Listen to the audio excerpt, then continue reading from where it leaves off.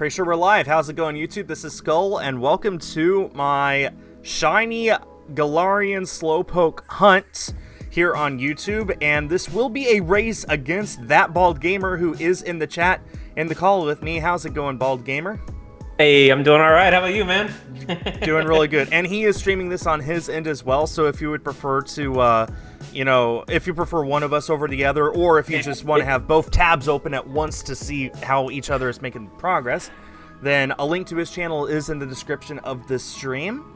Or if you prefer less hair, you should say.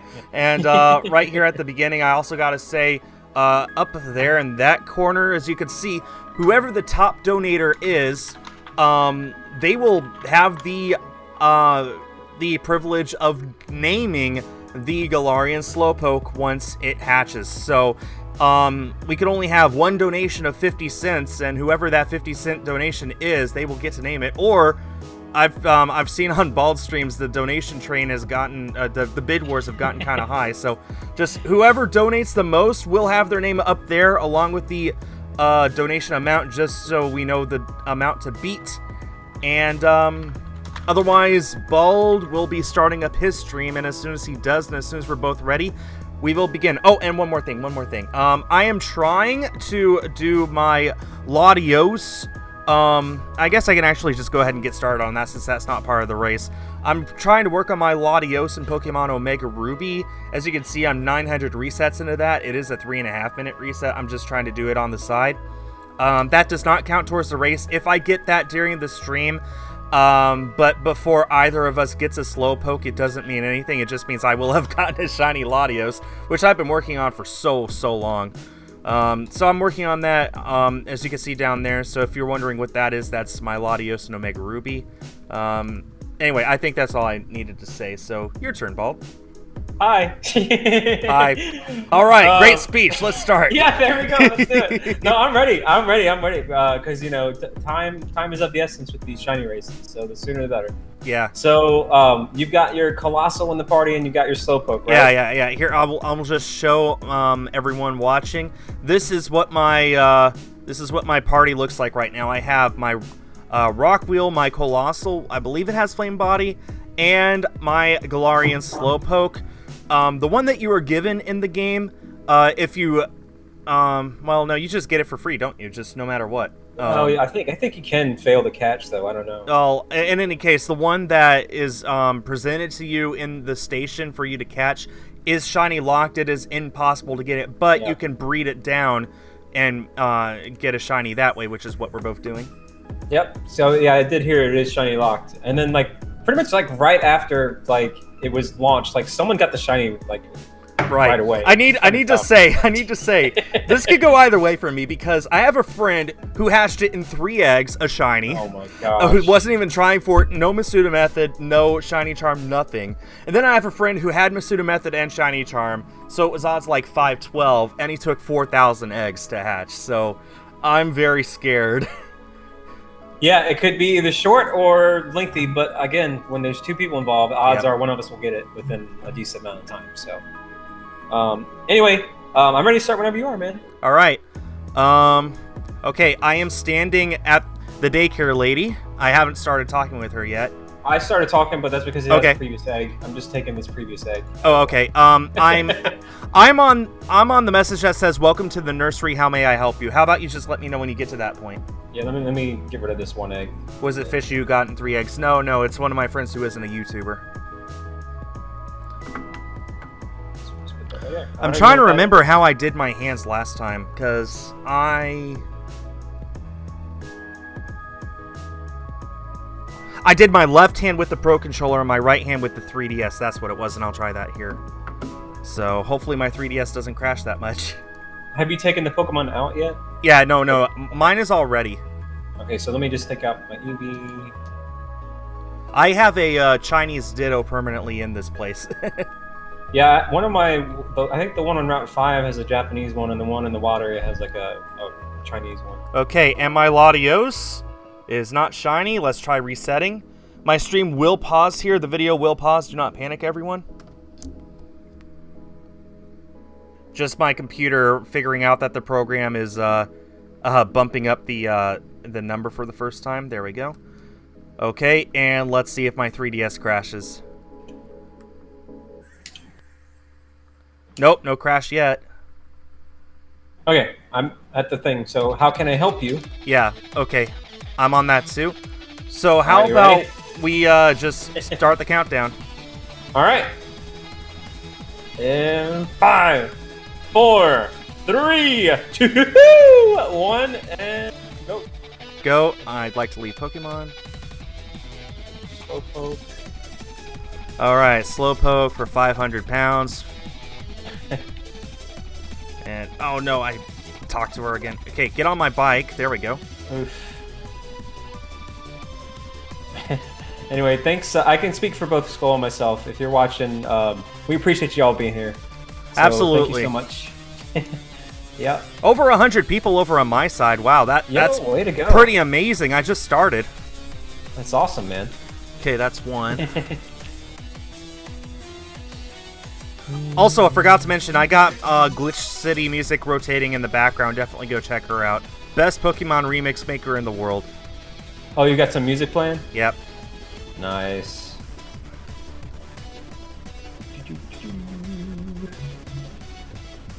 Yeah, so, like, if anybody in either chats, like, have you been doing any shiny hunts? And if so, what have you got? Like, how many attempts have you been at? You know, what are you up Yeah, definitely let us know. Shiny Eevee after 1059 eggs. Wow, good job. See, outside of this, I'm doing a roly-poly, but man, even with the shiny charm, I'm at 1,300, man. Man. And like, it's one of those knock-on-wood jokes on me things, because I was gonna rub it in Failboat's face, because he's at like 3,000 something, but now I'm at the point where like, can I rub it in someone's face when I myself am All at right. 1,300? The lesson here is nobody shiny hunt for roly-poly. Yeah, pretty much. It's pretty bad. Although I think he's doing wild hunts, so like, you know, I'm doing Masuda and he's doing wild, and it's just Oh, either okay. way Well, that would be sucks. different, wouldn't it? Yeah. So, I don't know, man. Okay, first Slowpoke. Wow, this You already thing had- hatches fast. You're already hatching? Yeah, that hatched that fast. Wow. I'm still collecting eggs. So that's what regular Slowpoke looks like. You're going to see that a lot, guys.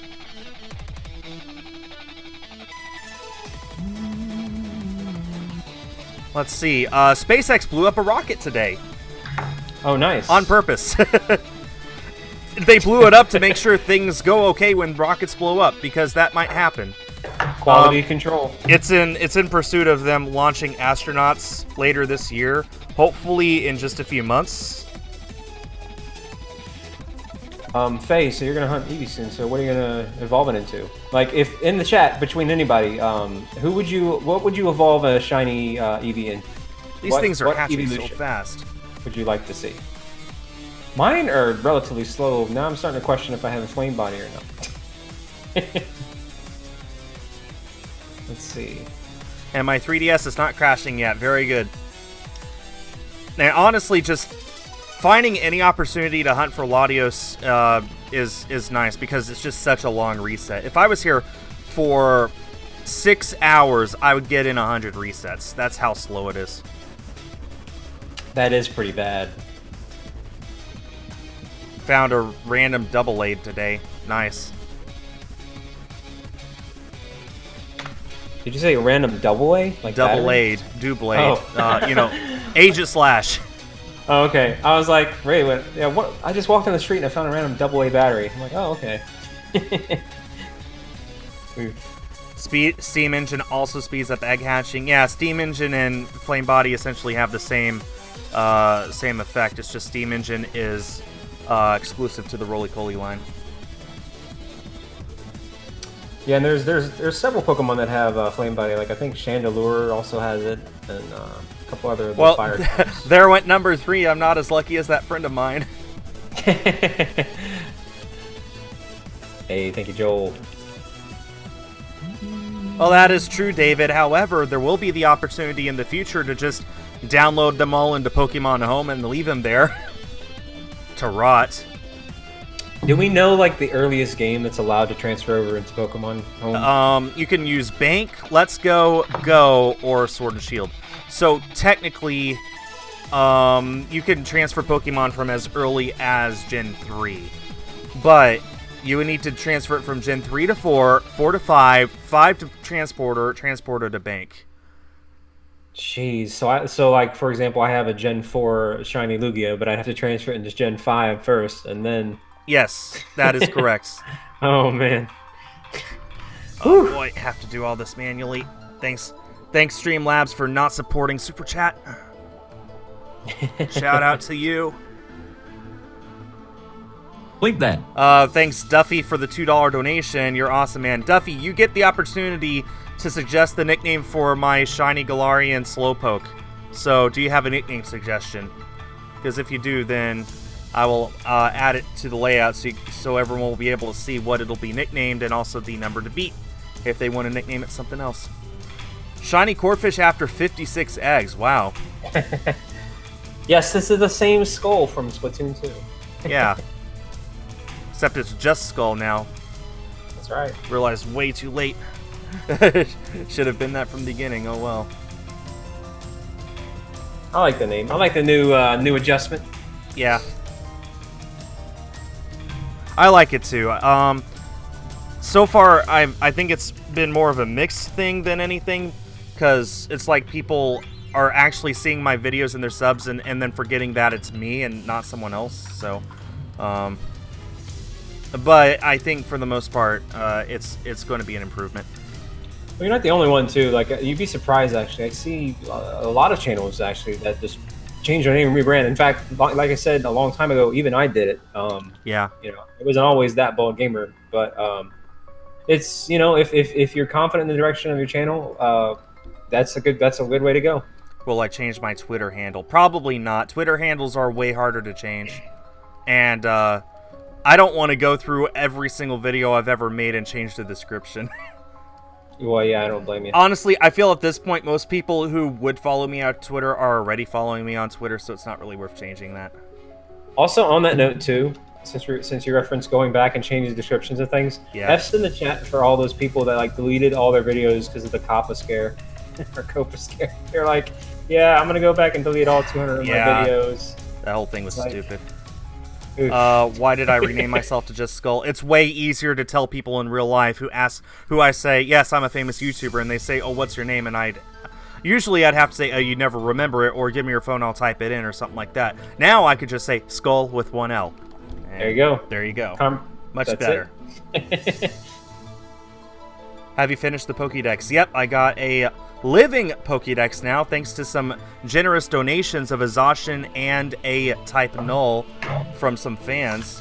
And I do have the Shiny Charm, and I do have the what is it? The Egg Charm? The Hatch Charm, whatever it is. Oval Charm. Yeah, Oval Charm. That's what it is. So yeah, so both me and Bald, our odds are 1 in 512. So these are about the best odds you can get in Sword and Shield. To my knowledge, there's actually no method that produces better odds than this. Which is outside of hacking. Outside of hack. That's actually different than usual, because ever since I'd like to say Gen 4, there have been other methods of getting shinies faster. They were a lot harder, but they existed. Because in 4, there was Dex Nav. In 5, there was... maybe 5 there was only Masuda and that was it. In 6, you could get down to 1 in 200 with Dex Nav, and 7 had chain SOS chaining, which could get it down to as little as 283. Wow. So this is actually uncommon for us to have a method that maxes out at this. It's really low. Yeah, like the odds. It is 1 in 512. So it's about 0.5% per hatch. What's weird is I noticed too when I caught the Slowpoke, he doesn't have a Pokedex entry. Yeah, so, no, it doesn't. It's like Mew.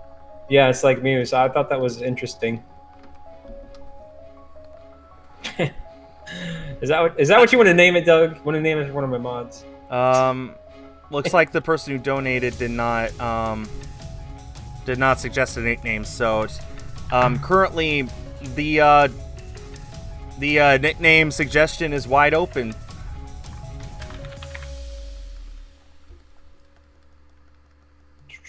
And my 3DS is not crashing. So Oh no! I took my Ditto back like an idiot. Oh no! I've done that a couple times. It's fine. It's fine. It's fine. I had an extra Slowpoke. I can just swap that out. Here we go. I don't really think that messes up your odds. Or No, anything. no, no. There's nothing you could do to change your odds. Yeah. It's not a chain. It's every single one is individually that way. I have someone in the chat that asks, "How's your day?" So you can answer this too, but mine's been okay. Can't complain. Mine's been great. I told you before the stream, but I got 5 shiny Piplup and a random shiny Barboach today in Pokemon Go. Excellent. And my wife hatched a perfect Snivy. And I got a Piplup that's like a 98%, so I ended up making that an Empoleon. It was just a really good day overall. We were both out and being really active. Yesterday, I did a armor party with some 501st members. For anyone who doesn't know, I am a Stormtrooper with the 501st Legion, and yesterday was what we call an armor party. It's just a get-together where people bring outfits that they're working on and help make them with the help of other people, and where people who don't have costumes and aren't in can come in and see what the build process is like and ask all the questions they want. And she and I were there all day for that too, so it was just really nice to interact with other people. Have you seen someone like in those meetups or anything come in with the new Sith Trooper outfit? No. They exist, but they're not the most common of things. It's not something that people are really scrambling to make right now. That's why I was asking, because I know they're fairly new, so it's like... Yeah, just because they're new doesn't mean that you won't see them. Like, there were plenty of First Order Stormtroopers approved before The Force Awakens ever came out. It's just, there's not that much interest in making the Sith Troopers right now, I guess.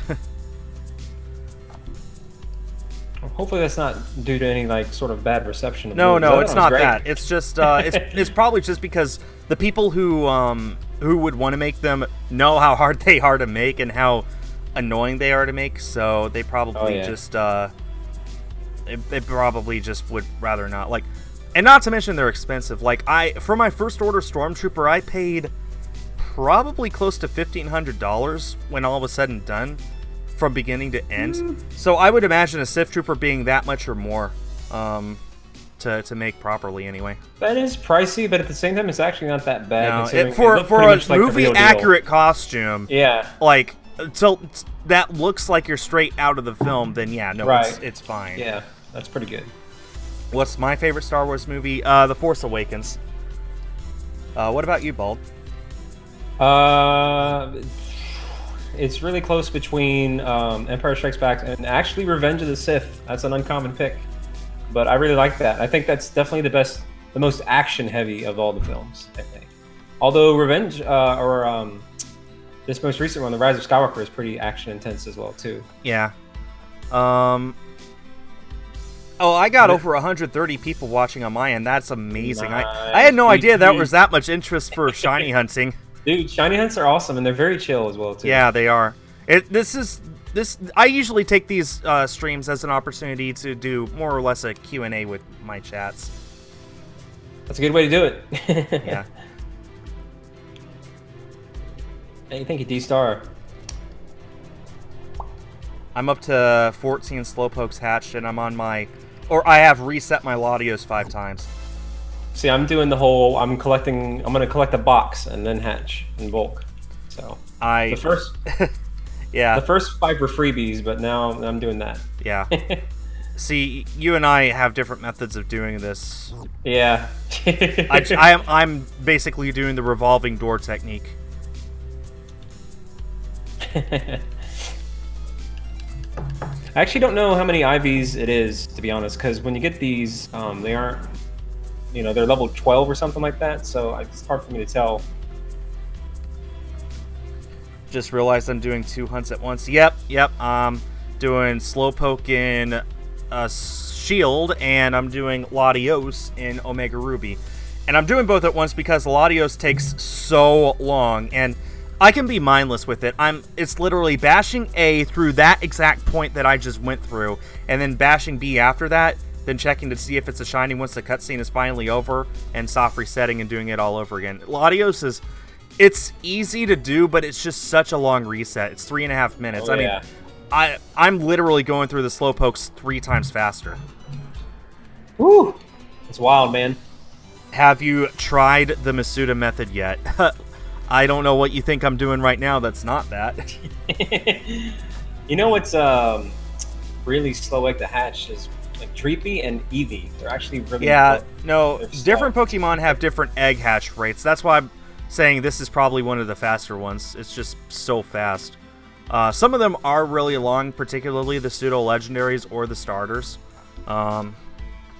Like, when I was trying to get a complete Pokédex in Pokemon Silver, I transferred up my Charizard, Blastoise, and Venusaur from Gen 1, and the Blastoise took, like, 20 minutes before it finally popped an egg. I had to, like, stop and check, like, so many websites just to make sure that, like, Blastoise and Ditto work and, like, there's not a hidden mechanic or something that I missed.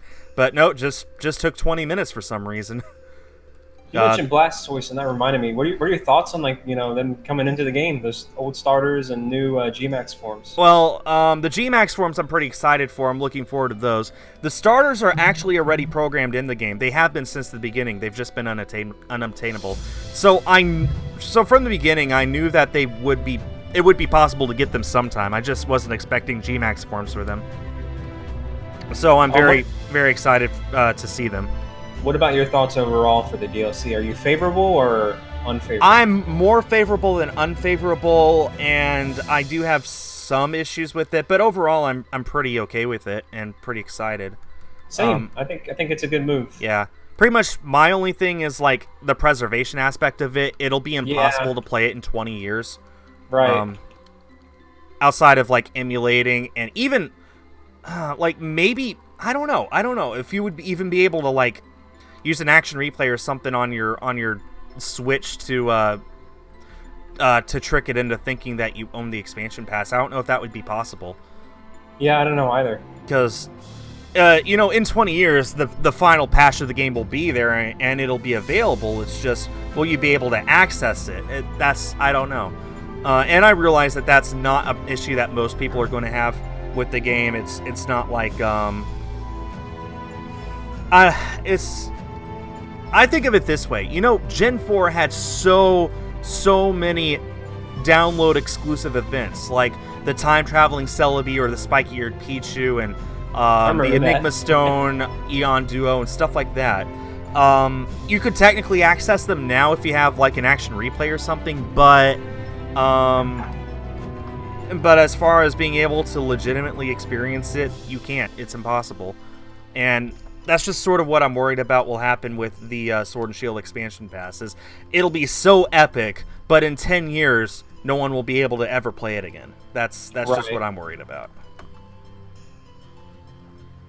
On paper, though, that seems like it could be the case. But there's also a chance that maybe someone will find a way. I don't know. Life finds a way sometimes. Yeah, no, it's Pokemon. People have done such amazing things to make sure all the Pokemon stuff is preserved. It's just, yeah. That's where my worries are. As for the pass itself, I'm perfectly happy with it. Like, it looks like it's adding a ton. I would have preferred $20 instead of $30, but that's probably just because I'm used to 20. Like, especially the Champions Ballad or the Octo expansion, those were 20. But the Sword and Shield expansion pass being 30, for how much they're offering is probably fair. It's just not what I'm used to. That's all. I kind of like somewhat compare. See, on paper, it's hard to say because we haven't played it yet. And we don't know the depths of the content, other than they're planning to add 200 Pokemon, so that's kind of beefy. But as far as like any plot depth, we don't know. But like, I imagine like if you can at least get like 12 or so hours out of it, then keep in mind Link's Awakening was a $60 game, and that was only you beat it in like. Yeah, you could beat it in like 13 hours. Right. If you know what you're doing. So, yeah. I streamed it for 8 hours and I did 6 dungeons. Sounds right. So yeah. So I mean, in comparison, it's not that bad. No. Link's Awakening, like, that whole game, like, I wanted to be excited for it. I wanted to like it. It's just, I haven't gone back to it since I ended that first stream I did, that first day. It's just, it hasn't really, like, I'd rather play Breath of the Wild. I can see that, though. Yeah, I definitely enjoy Breath of the Wild. Yeah. Let's see, DJ Seth, I can't believe Final Fantasy VII Remake got delayed till April. Man, that is like... I'm sad as a Final Fantasy VII fan, but I'm excited as a content creator, because March would have been packed. Yeah, and even then, it's still kind of packed. It is. like, Mystery Dungeon comes out March 6th, which would have been only 3 days after Final Fantasy VII. So I'm so happy now that I can just play that and not have to worry about juggling the two. And then Animal Crossing in late March, so I got room to breathe. And then, you know, and then I'll be able to play Animal Crossing for a few weeks until 7 comes out. So, oh man, it's so nice. And it's only for a month and a week, so I can't be mad at that. If it were delayed until all the way like November or December, then I would be like, okay, you got no excuse for delaying it that. Like, you were pushing for March and you had to delay it that far. I'm mad, but no, they're only delaying it by a little bit, so I'm happy. Yeah, no. Actually, I almost wouldn't mind if they delayed it, because, you know, I still got to play Persona 5R, which is going to be pretty beefy RPG. Well, if they delayed it till November, December, you know, PlayStation 5 and Xbox Series X come out later this year, then that'd be so much more to juggle. I already have tons to juggle then. I mean, I dread when I have to pre-order all the dang stuff. You know, I forgot that the PS5 is on the way, like, this year. I'm more excited for the PS5 than almost anything else this year, honestly. But I don't think did you hear that they said they're not going to EA? E3? Yeah. Yeah, I mean, I don't blame them. E3 sucks.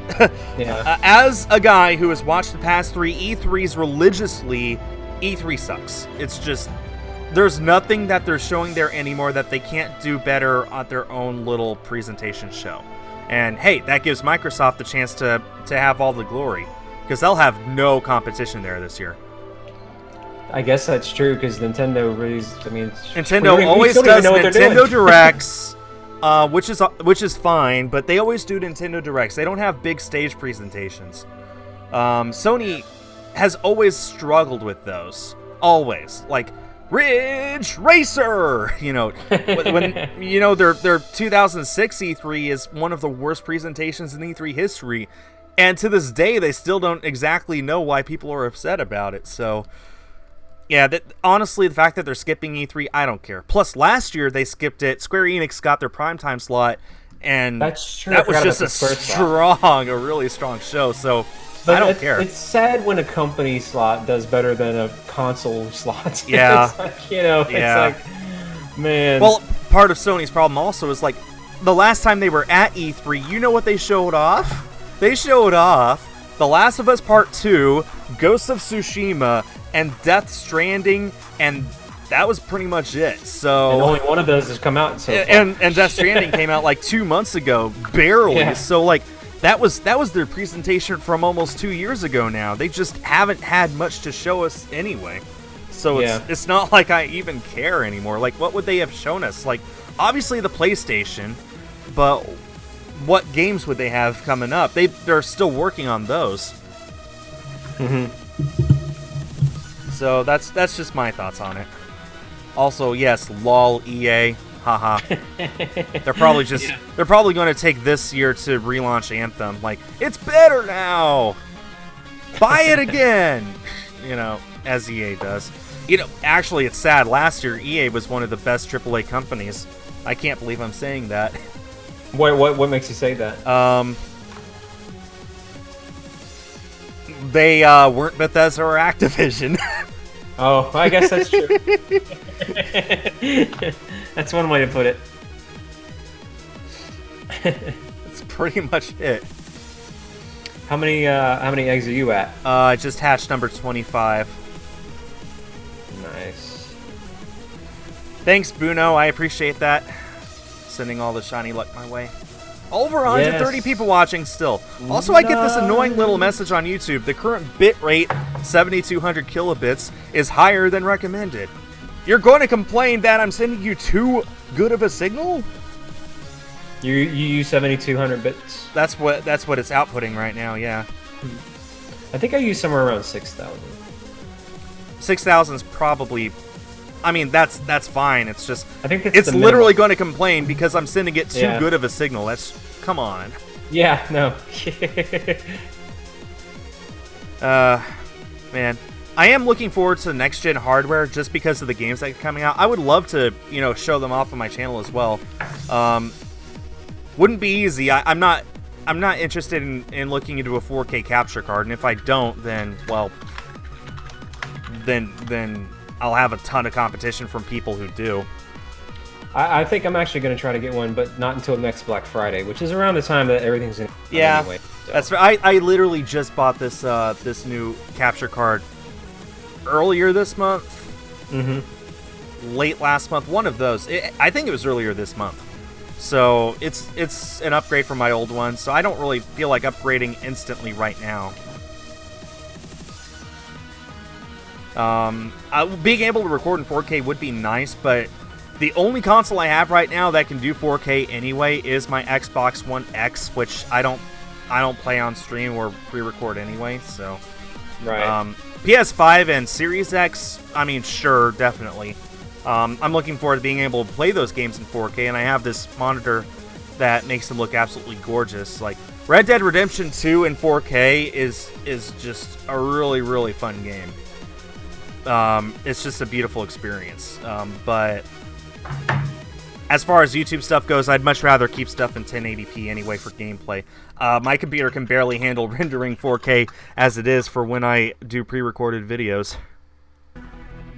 Oh, you can't handle and render? No, it can handle it. It's just a super long render. Like, I think I averaged maybe 5 seconds per 1 second in video time, something like that. Mm-hmm. Oh, that was wrong. There we go. I think I recall. So, dude, that SRB2 dude. I think he has like a 4K setup now, and I recall seeing a tweet from him where he took him a very long time just to render like an 8-minute video or something. Yeah, no, it's like I doubled the RAM in my computer late last year, and that did double the render time, but it's still super slow. You really need like 64 gigs if you want to render videos in 4K consistently.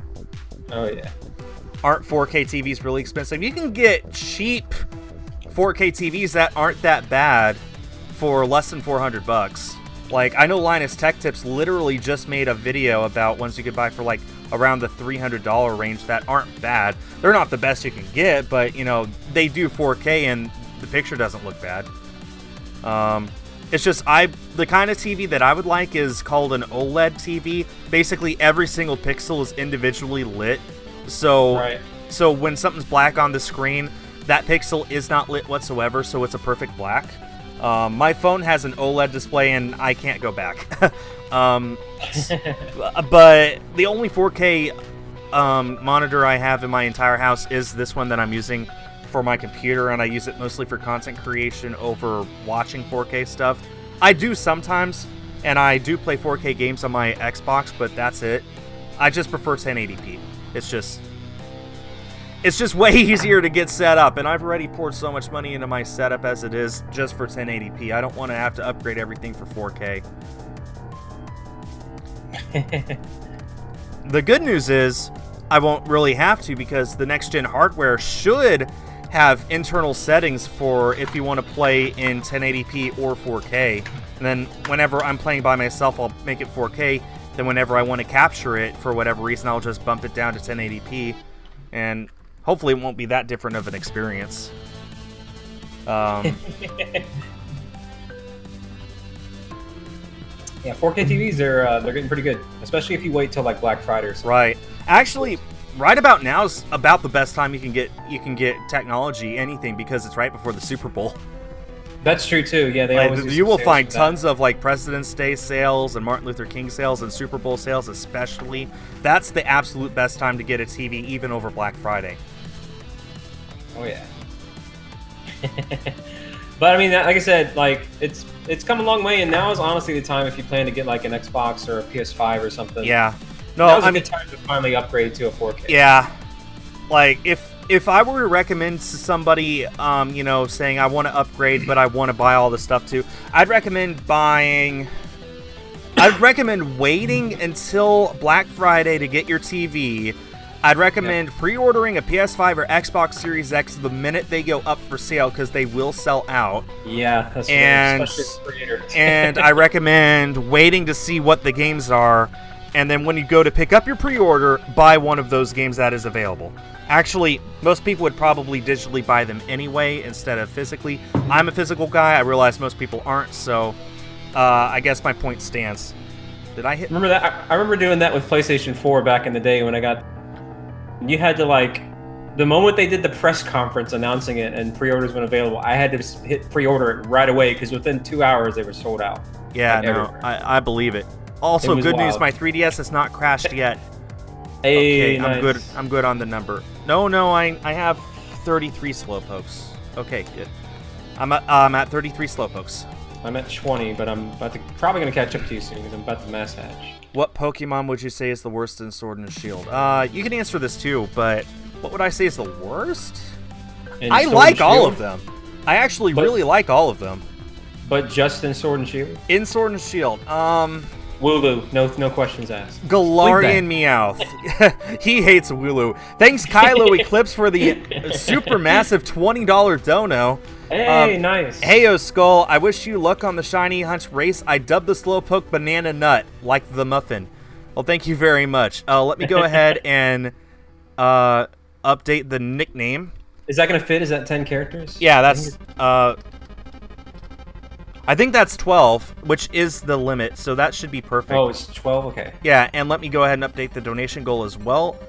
Nice. We are just $3 away from our donation goal for today, thanks to that. Thank you so much, Kaio. You've been very generous to my channel these last few weeks. I appreciate it. I like Banana Nut. That's a good name for a yellow Slowpoke.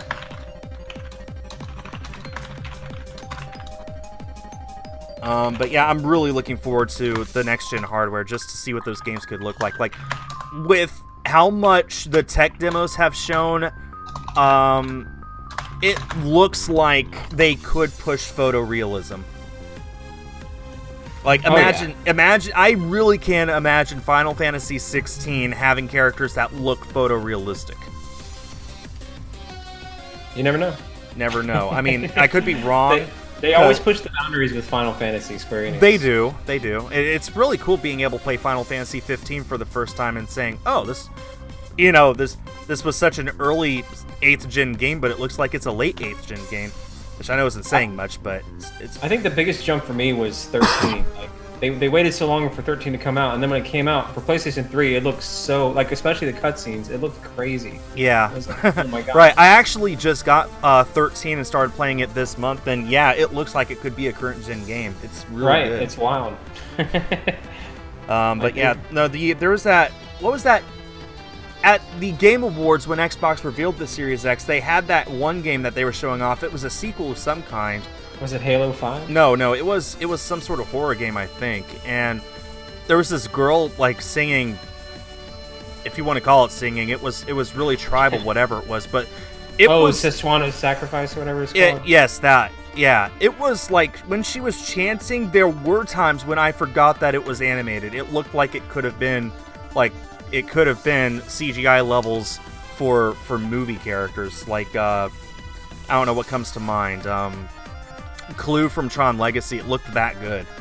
And I know people love to tout on Clue because it doesn't look good, but it looks like it really is crossing the boundaries of what it looks like, just so realistic.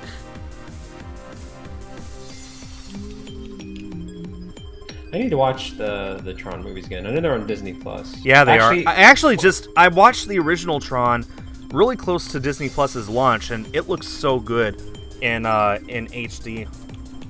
I've actually been watching something I've never done before. I've done it a million times with Star Wars, but I've finally decided to watch in order the Marvel Comics universe, MCU, Cinematic Universe, I mean.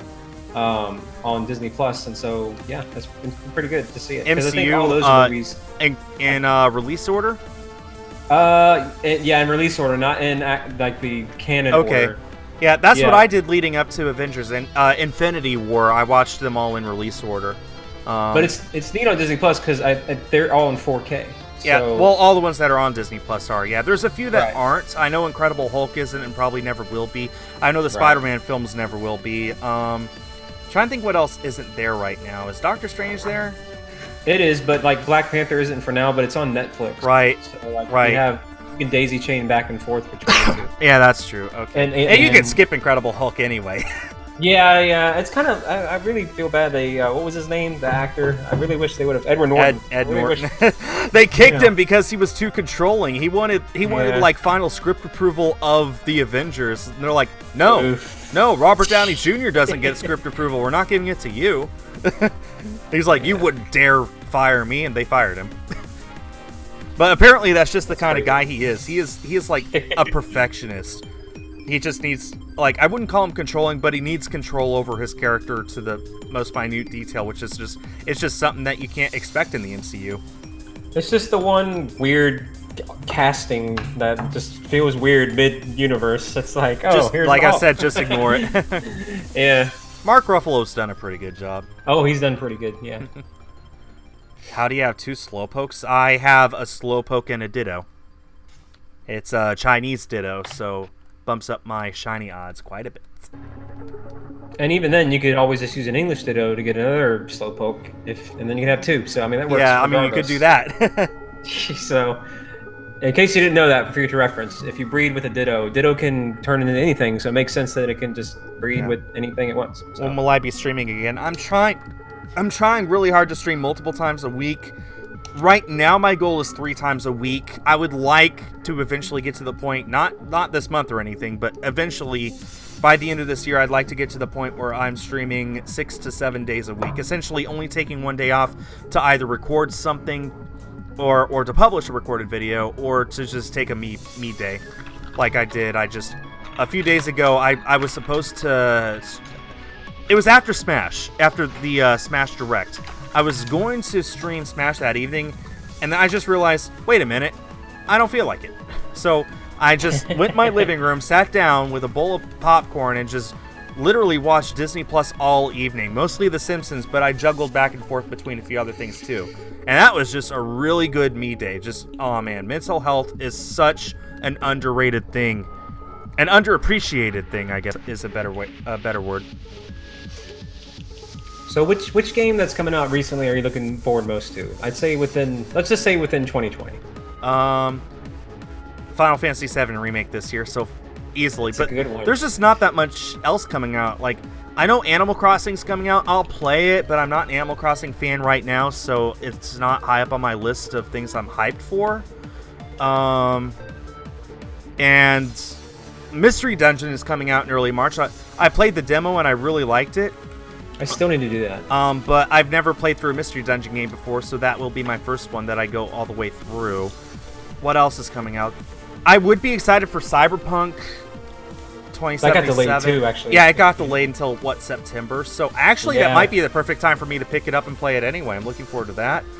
I'm looking forward to the PS5, Xbox Series X, the new Halo game. What they showed at E3 looks beautiful. What else? Like, I'm struggling to think of what else is even coming out this year guaranteed. Like, there's Nintendo games that I'm looking forward to if they announce a release date for them, like Breath of the Wild 2, Metroid Prime 4, Bayonetta 3, all that stuff. One of those might release this year. I'd be shocked if one of them didn't, but we just What don't about know Breath yet. of the Wild 2? Would that be up the top if it released? That's about the one that I'd place my money on. What I'm worried about is E3 will come, Nintendo will announce a new game that'll release this year, and then give us 0 updates on everything else. And then my question will be, why'd you announce everything else if it's not going to release anytime soon? Don't tease us like that. I thought they were past that. They did that all the time in the Wii U days, and I thought they had stopped, but I guess they're just back at it. And I need to make it clear. People are going to say I'm talking about Metroid Prime 4. I'm not. I know full well that they canceled it and started over. I applaud them for that. I don't know what the development story is for that. So if it means a better game overall, I'm perfectly happy with that. Letting us know that they haven't abandoned the Metroid franchise, that's also great. But for Breath of the Wild 2 and Bayonetta 3 especially, or how about this, Shin Megami Tensei 5? I'm not even a Shin Megami Tensei fan, but they announced that in January 2017, 2 months before the Switch even came out, and the last we heard about it was in January 2017, 2 months before the Switch came out. Well, they've been busy working on like Persona stuff. I know, it's just, I don't want for them to announce things and then not update us for years on end, and it looks like that's becoming the norm.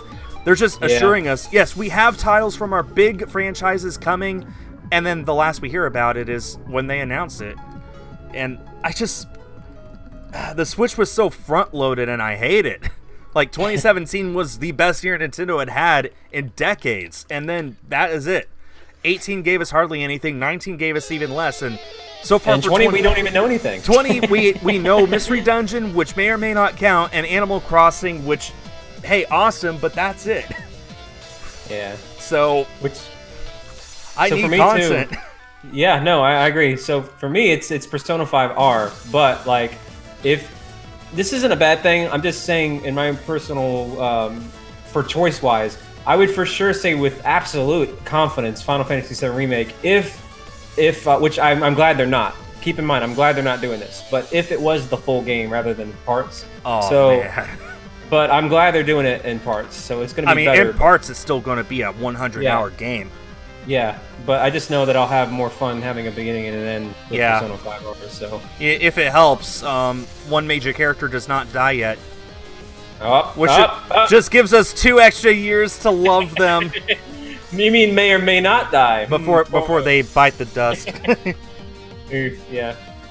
But that's honestly kind of worse. I know, like we got time to grow attached to them. Yeah, but their actor gets another paycheck. I guess. I follow their actor on Twitter. They're such a good person. So excited. I'm really excited for that game. Like, you guys, everyone watching, you have no idea how much I love Final Fantasy VII. I played it for the very first time ever early last year, and I fell in love with it, and I've been excited for the remake ever since. And Bald is more of a fan than I am because he's been in it longer. Thus, he is more valid. Dude, but I love... My favorite is 9, though. I love Final Fantasy 9. I've been... You know, I just found out that the Switch version, you can just max out your damage so you don't have to worry about planning stuff out. Yeah, there's a thing where you can, like... Are you talking about the one where you just hit a button and it's like 9999? Yeah, exactly. Yeah. I mean, I might do that because the story really interests me, but my problem with all Final Fantasy games is just the grinding aspect, and I'm not looking forward to that. So, honestly, I might just hit that little button so I can play with the story, because in 9, I've only gotten as far as being introduced to Cid. That's as far as I've gotten, and that still took 3 hours to get there. Yeah, it's not a bad way, for especially for people like you, like that just don't have a lot of time but still want to play the game. There's also, I think there's like a times 8 or 4 multiplier where it speeds it up. So well, 7, I almost burnt myself out. I got really close to just quitting and looking up the final cutscene, because I got to the final crater and I just couldn't even make it down to the bottom because I kept dying to all the monsters. So I spent a full like 6-hour day in one of the underwater areas, just battling all the random monsters there to level up my characters. It was enough so I could get to the final boss and, beat him in one go. I was so happy that I didn't spoil myself for the ending, but oh man, I was so close. Just like, I don't want to sit there and repetitively battle for 6 hours just to be at a point where the game expects me to be. That's all. Actually, my funniest all-time gaming fail experience comes from Final Fantasy VII. And when I was a kid... Did you challenge Ruby Weapon? No, when I was a kid, I borrowed the game at first, and then I bought it eventually. But I borrowed the game, and I got to the part where, it's in Disc 1, and you're doing the countdown before the rocket launches. And I get to that part, and ironically enough, there were a lot of scratches on this disc. So anyway, by the time it went 5, 4, 3, 2, 1, and it blacked out, and I couldn't play it again. Oh, it sounds like the cutscene was scratched over. Yeah, and so no. But it was ironic timing because it's literally at the countdown and then it stops working. So I'm like, I had to end up buying the game if I wanted to keep playing it. So, but what was funny was, I still had the game for like a weekend, so I ended up like over leveling so that when I did buy, like everything was too easy. But like, But man, I remember that was so funny because it was just perfect timing for like a glitch on the Yeah, game. that's pretty funny. No, and I tried resetting it and cleaning it, but it kept doing it at the countdown. So it's like, all right. I was pretty happy with everything I did in 7 up until that point. I did not get Yuffie, so there was a lot of side stuff that I missed out on. So that's probably where I lost a lot of my leveling up. I didn't do the optional bosses. But for the most part, it felt like I was pretty on level for everything until that until the crater, essentially. And I guess the point of the crater is to make you feel like this is the end. You've got to make sure you're powered up and like you've done all the side quests and stuff before this point, because this is where it ends. You can't do anything else after you're done here. But who is your favorite character from 7? Aerith. I think I'm gonna have to do the cop-out answer here and say Tifa. Of course. Yeah. I mean, I love Tifa. Like, I love all the characters. I really do. I don't say that lightly. Every single main character I do love. And I love how they gave every single one of them some sort of story and some sort of motive, and followed them enough and gave them closure so that at the end of it you actually related to every single one of them. That's not easy to do when you have 9 main characters. I think 7 actually has the most spin-offs too, because you had Dirge of Cerberus. Yeah, no, they did the whole compilation. They had Dirge of Cerberus, they had Crisis Core, they had Before Crisis, which was a mobile game. Of course, they had Advent Children, which I'm so glad I watched that after playing the game first. I wonder how deep, if they're going to connect it to Crisis Core tidbits. No. They made it very clear they're not referencing the spin-offs when they're making the game. They might have references to them. They might have some nods to them, but as far as the continuity, they don't care. They've thrown that out the window. Well, there you go. It's interesting because actually, when I was in high school, if that was about right when Advent Children came out, one of my friends was watching it, and I caught basically the final battle and the ending of it, and I was so lost. I was like, what? What's with this wolf? He said, no one even knows. That's so cool, isn't it? No. No, it's not cool. I mean, I understand cool. Now. That's just how the Japanese culture is. They have all sorts of stuff in there that you're not supposed to understand. Right. It adds to the mystery, which adds to the interest in it. And then like he starts crying at the very end when Cloud has his vision, and I'm like, what's so sad? Oh, you don't even know, do you? You sounded just like that. You sounded just like that, Cody did. I mean, now I understand. But I needed to play the freaking game first and probably start the movie at the beginning instead of the last 10 minutes. That's probably true. Yeah. I still haven't watched it yet myself. I need to. It's on YouTube for free. Yeah, I think it's the extended edition too, which helps even more. Oh, well, yeah, maybe I should check it out. Where are you at? How many eggs? Let's see. I just picked up another egg. I'm at 54 hatched, and I just did my 15th reset on Latios. Nice. I'm at 45.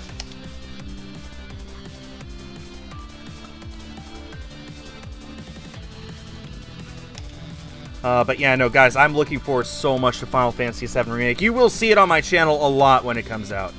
Mostly streams. If not all streams. You gotta play it, right? Oh, I will play it. I will play it out the wazoo. Number 55. Middle 55. Have you got your bike upgraded in the wild area? I think I did. That's when you can upgrade it multiple times. I don't think it really matters, considering I need to just do circles and come back to the daycare anyway.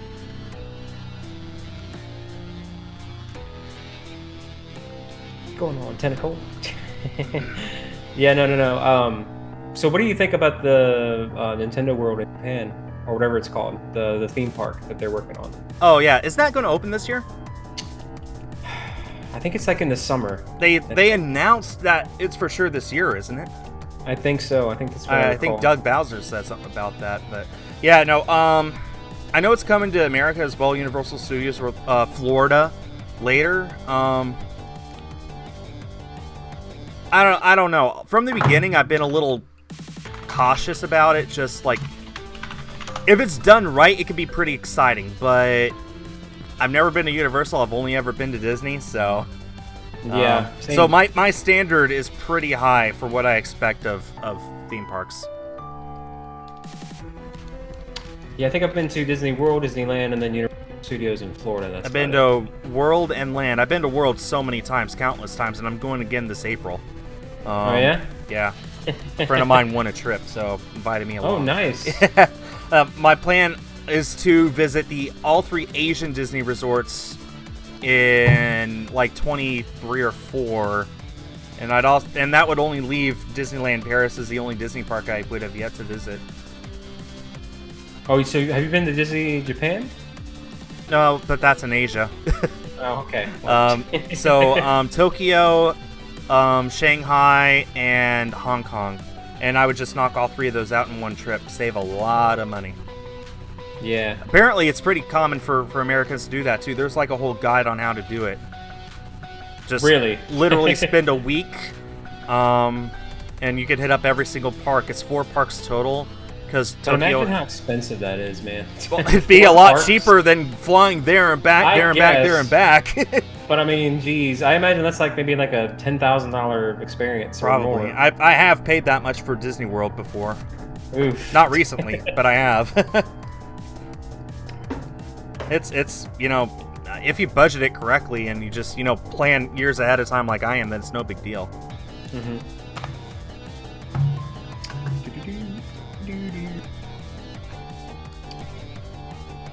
Yeah, no. Imagine I actually get a shiny Latios this stream. That'd be so nice. Imagine getting them both at the same time. That'd be ridiculous. I'd be on highlight reels for the rest of my life. 2 shinies at the same time, including one of the hardest things to get a shiny for. Latios is one of the absolute longest shiny resets that exists. And my 3DS has yet to crash, so I guess that I'm set. Probably just needed to rest it for a few weeks, that's all. There's not much that's longer than this. I think, like, the starters in Sun and Moon, and which people don't even do because you could just do that in Ultra Sun and Moon for, like, half the time. Because those cutscenes are really long. Yeah. I mean, basically, this entire hunt is one cutscene and a battle that you can't skip. So, everyone watching, pay attention on the bottom screen. Every single time you see me battle, and you see the cutscenes before and after the battle, and then me traveling back to the mainland, and then the cutscene after that, all of that is unskippable. I have made this as short as possible, and it's still about a 3.5-minute reset. Oof. That's wild, man. Yeah. No, I think even the Kalos starters are shorter than this, because at least then, after you pick up the Pokemon, you basically have your battle instantly to see if it's a shiny or not. Whereas with Latios, like, I have it in my party, essentially right at this moment. And, but I can't actually check and see if it's a shiny or not until another 1.5 minutes from now. Because I gotta wait to go back to the mainland to be able to open up my menu. Oof. It's a long reset, but I'm happy with it. You said Kylo. Is that like Gen 5? Which one is that for the region? Bleep that. Kalos is 6. Kalos, I'm sorry. Thanks, Carson, for the $3 donation. How long have you been hunting Latios? Gold, by the way. Yes, we did reach our donation goal thanks to that donation from you. Thank you so much, Carson. Nice. End date must be in the future. Come on. Okay. Okay, how long have I been hunting Latios? Somebody somewhere could tell me. It's been over a year. But it's been off and on. I only ever hunt it when I'm hunting other things. Just because it's such a long reset, I may as well get other stuff out of the way, too, while I'm at it. Since before my Vulpix, which I still have yet to finish as well, that's in Let's Go. And that's a much faster reset. What was I hunting for before that? What was I hunting in Let's Go? That was not my lot. Well, what was I? You haven't done too many shiny hunts in this game yet, have you? No. I've done my Applin with you, and then I did Magikarp Raid Day, and I got a few out of that. Then I have my Wooloo that I got when I was doing my Wooloo Challenge in Sword. Oh, yes, it was Mewtwo, Luna. Thank you. My Mewtwo in Let's Go. I've been hunting it since before I started my Mewtwo. I'd like to say I've been hunting my Latios. Did I hunt for that since before my last 3DS hunt too? I don't remember. Like, maybe Latios, honestly, maybe since before Ultra Sun and Moon came out. Wow. It's been a very long time. It's just a really long reset, and I only hunt it when I hunt for other things as well. Another thing that I would like to hunt sometime, I've just got to get off my lazy butt and do it. I have it all set up, I just need to start, is Groudon in Pokemon Ruby. I played through Ruby. I'm at the part where I just need to walk left and start the Groudon. And I am capable of hunting for that and my Latios at the same time as well. I just, especially seeing how many people are showing up to this, I guess that's pretty big motivation there. Yeah, do it, man. Give shiny hunts a try on the channel. I guess the Groudon part of it is just I've never hunted in Gen 3 before, and Gen 3 has the longest, the highest odds of anything. It's 1 in 8,192. And I guess I'm just worried about going over, or worse, going double over. It would just take so long. But it would be, like, I'm set up. Like, my GameCube has the Game Boy player attached, and Ruby is in the slot, ready for me to just turn it on and start hunting for the Groudon. I just need to get off my butt and do it. That's all. Are you playing 2 games? Yes, I'm playing Pokemon Shield right there, and Pokemon Omega Ruby down there. And the Omega Ruby, I'm hunting for the Latios. Shield, I'm hunting for the Slowpoke. What are your thoughts overall on Omega Ruby, like in terms of a remake? Before Ultra Sun and Moon, Omega Ruby Alpha Sapphire were my least favorite Pokemon games. Ah. So, okay, so you're saying Ultra Sun and Ultra Moon are your least favorite? Oh, yeah, easily. Oh, man. Easily. It's not even a contest. I don't even have to narrow it down. I know instantly Ultra Sun and Moon. Gen 7 just did not speak to me, man. Not at all.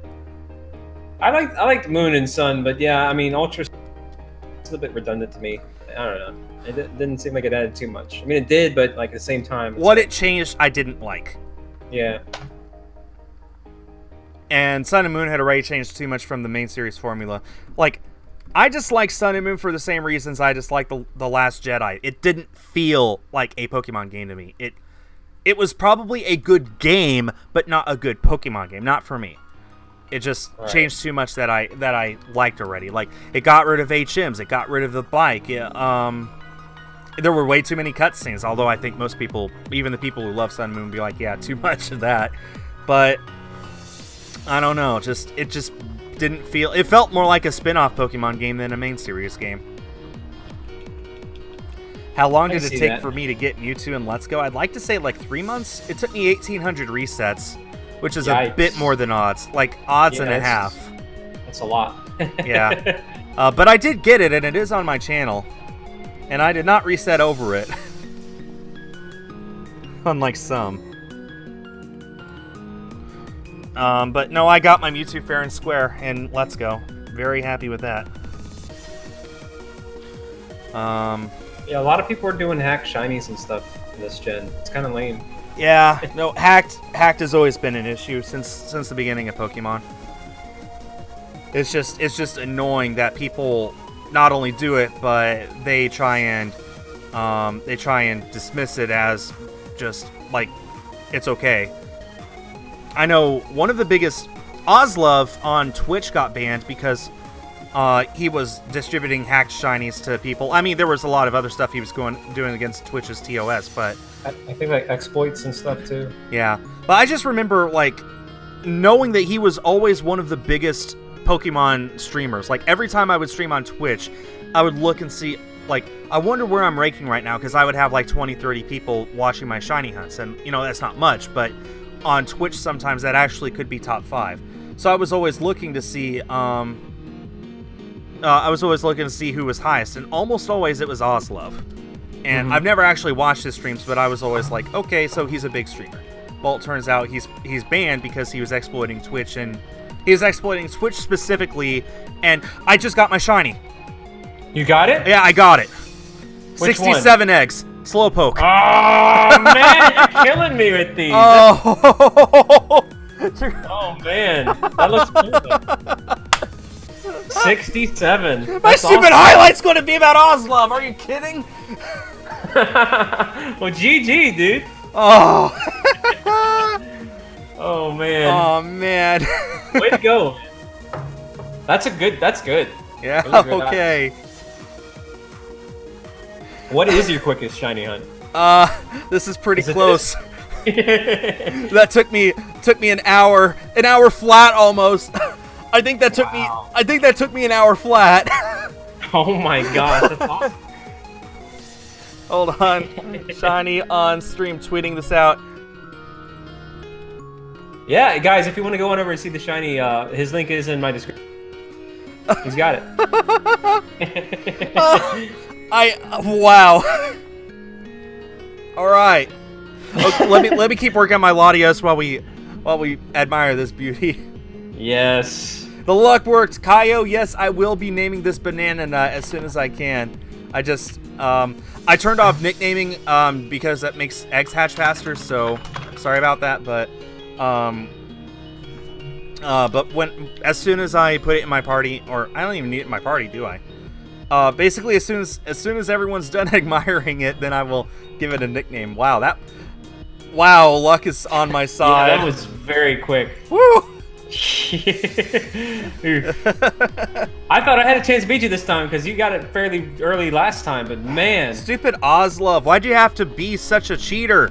You ruined my highlight. Can you imagine if Latios is shiny this reset? Oh man.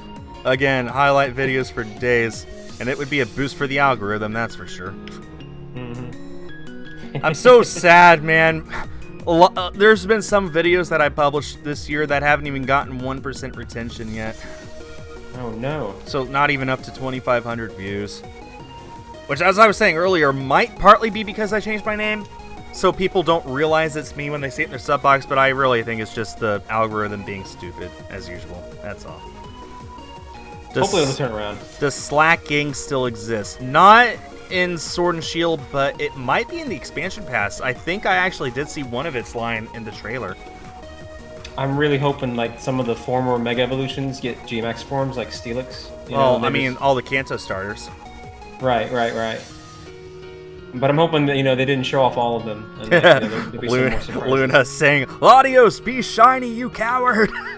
Yeah, that'd be cool if you got a double. You know what's funny is we're so early on in the stream, I wouldn't be opposed to just swapping over and starting that Groudon, like I said. And just keep the stream up like that. Go for it. I'd be perfectly okay with that, actually. Well, I showed my league card. I guess I could. There's not really much of a point to, though.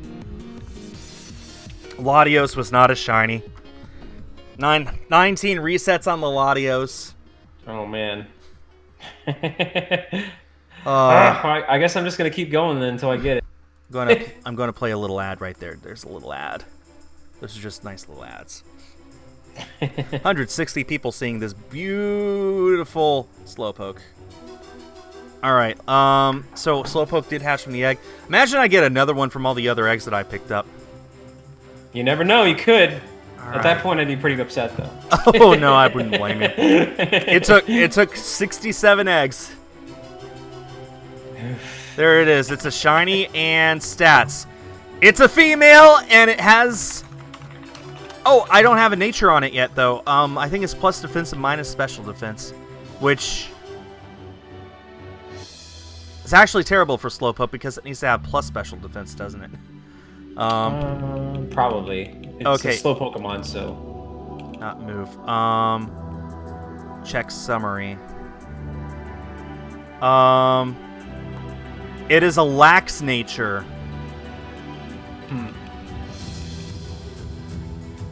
Okay, let's see. I'm going to work on taking out... Just found a Gmax shiny Duraludon. Nice. Nice. I'd like to take back that Slowpoke. Thank you.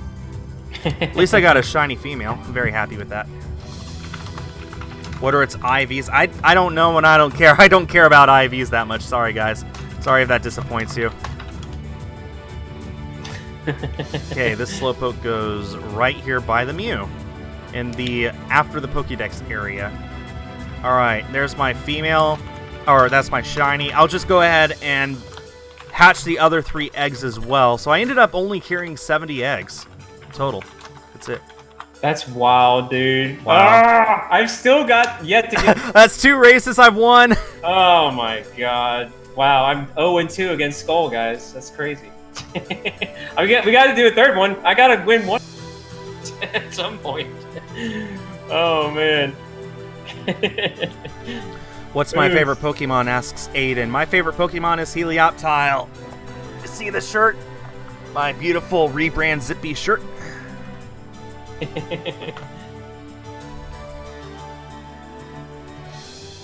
What's your favorite, Bald? My favorite Pokemon ever?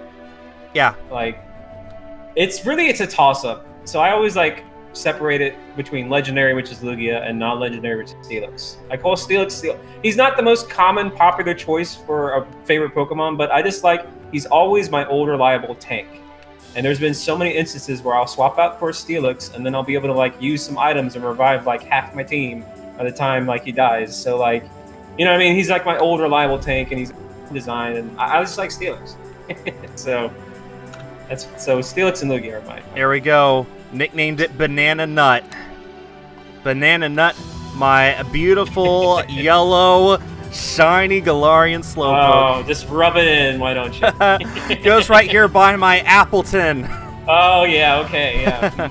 So there's 5 different shinies I have in this game. I could always transfer over one of my extra Wooloo. Maybe I will. So I have Slowpoke, Appleton, Diane the Appleton, male Gyarados, a female Gyarados, and a Magikarp. Carp. And those are my shiny. Hey, you know, this also means it'll be way easy to delete my boxes and get ready for the next race. That's true. That's always helpful. Watch this be another 1,000 for me. Oh man, I don't want you to be here until tomorrow morning again. Yeah. That would be very not fun. Oh man. No, you know, you should release your Wooloo into the wild. You know, let it No. Just let it be. Okay, note to self: never let Bald touch my Pokemon Sword cartridge. Yeah, because all your Wooloo would be in trouble. So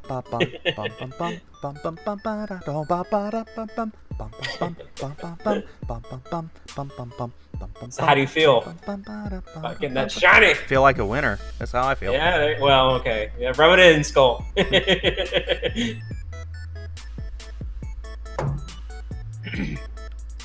Alright, well, okay, that's my last egg. As soon as that hatches, I'm going to deposit all my extra Slowpoke and swap over to Ruby. Since I can't guarantee that I'll get a shiny this stream, in fact, I can guarantee I pretty much won't for the Groudon, I will not have a top donation incentive for the for nicknaming it, so I'll be deleting that message right now. There we go. You never know though, Skull. You could. I mean, if I do, then I will be ecstatic, but I don't want for people to start a donation train just to see their money go to waste, essentially. Well, would you ever do the continuation of the Groudon hunt? Oh yeah, absolutely. 74 hours and 1 minute. Beautiful shiny Slowpoke. Doggone and all. How long was that actually? Can we get like an official count from someone? Like, it had to have been like an hour, like right around an hour. Like, as a guess, I would say an hour flat, because I think I started streaming at about 6 minutes in after I had hit the stream button, and then we talked for a little bit, and then it was at 1 hour 6 at that point too. So Someone in my chat saying about 64 minutes, so close enough. Yeah. You round Oh, down. actually, before I swap over to my GameCube, let me go ahead and tweet this out. Oh wait, you have a modded GameCube capture unit? It has an HDMI. It's a very expensive, but it goes in the component port. How much? I'm just asking for a friend, aka me. How much was that? I think it was $90 I spent on mine. It's actually not that bad. You get better ones for way more, like 150, which is still way cheaper than the component cables. But yeah,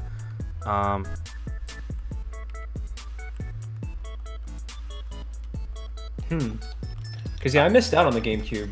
So well, there's no cheap way to get a there's no cheap way to get a good video out of it, honestly. So and I don't think they're coming to Switch at all or anytime soon, at the very least. Probably not. No.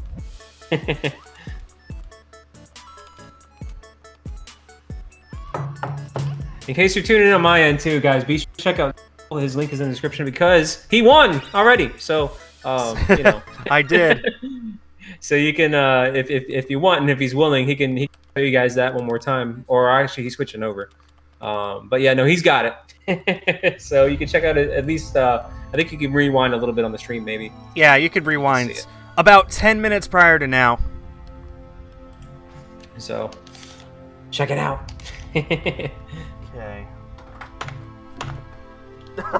Gave myself a scare. Okay. What happened? My Pro Controller came out unplugged. I had plugged it in, then I set it on the shelf, and then something fell, and I thought it was the controller. It was just the cable came loose and just fell. I'm fine. Just scared a little, that's all. I'm fine. Okay, let's see here. Bear with me, guys. I'm going to be sending just a few minutes getting this all set for the other hunt. Dun dun. So was Groudon your favorite legendary of the 3rd gen, or do you like Rayquaza or Kyogre? I like all of them, honestly. So it's not like it's hard. Rayquaza seems to be a real popular choice. Like even when I went to they had like one of the Pokemon centers had regular Rayquaza popping out of the wall, and then the other one had like Mega Rayquaza coming out of the ceiling, and I'm like, oh geez. Yeah. Seems to be a popular choice with the kiddos. Add Groudon. Okay. I'm so sad Furret Turret went away. They were the ones with all the nice HD GIFs of everything. They're gone now. What was that? Which company? It was Furret Turret. Oh. What happened to them? They're just gone. I don't know. Just off the face of the earth. Okay. Oof. Well, there's what a shiny Groudon looks like. It's like a puce color. My 3DS just popped loose from its cable too. But I expect that to happen a lot. You got Kaitsu Kitty, right? Yeah. Yeah. Yeah. And actually, this mine is got like a better. 4-year-old capture card too. Okay, that is good. Is it? We're going to see what the video looks like once I swap over to my GameCube, which I'm going to do right now, and I leave you with the laurels of that bald gamer. Uh-huh. Oh man. Well, hi everybody. If you haven't noticed, I'm bald. And I like games, so put two and together. That bald gamer. Oh man. Yeah, no, I'm unlucky with these shiny hunts. I think I have currently 3 that are over 1,000, 2,000 encounters. So my lowest on stream shiny was actually was a race, and it was Eevee, and that was kind of up there. I mean, it was 400 and something. What was it? 441 or something like that. So still below odds, but still kind of on the high end. So I've never really had one of those you know, below 100 or mid 100 to 200 shinies. So oof. Oh man. And yeah, I'm currently doing a roly-coly, which is at 1,300 on the dot was when we stopped. So at some point this week, I'm gonna have to try to keep going. If my record is Toxel for Masuda, which was 1357, so it's about to pass up my Toxel as my highest Masuda shiny. But Farfetch'd was a wild hunt, and that was 2,051 wild encounters. Wild. That one kind of sucked. It took me 39 hours. But that's because it was a low spawn rate. It only has a 5% chance to spawn in the wild, so part of the time I had to go around hoping it would even show up. But yeah, kind of a rough one there. Oh. But I can speak for both Skull and myself in saying that, you know, if you guys are watching this, we appreciate you. Thank you very much from the bottom of our hearts. Pretty cool. Shiny hunting is really awesome. It's a great way to just chill out, you know, mellow out, get to know the chat a little bit, talk, and then maybe get a shiny, you know. So, and again, shout out to the lurkers as well too. You know, anybody that's lurking, shiny hunting on the side, you know, best luck to you. Hopefully you get your shiny.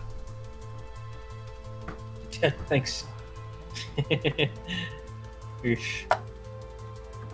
How you holding up? Oh man. Also, you know what? On both ends, mod appreciation shout out as well too. You know, mods get you know, they do this for free, mods, and so it's a tough job. So shout out to the mods. You know, they do help out the streamers. So thank this job, but we're gonna thank them right now.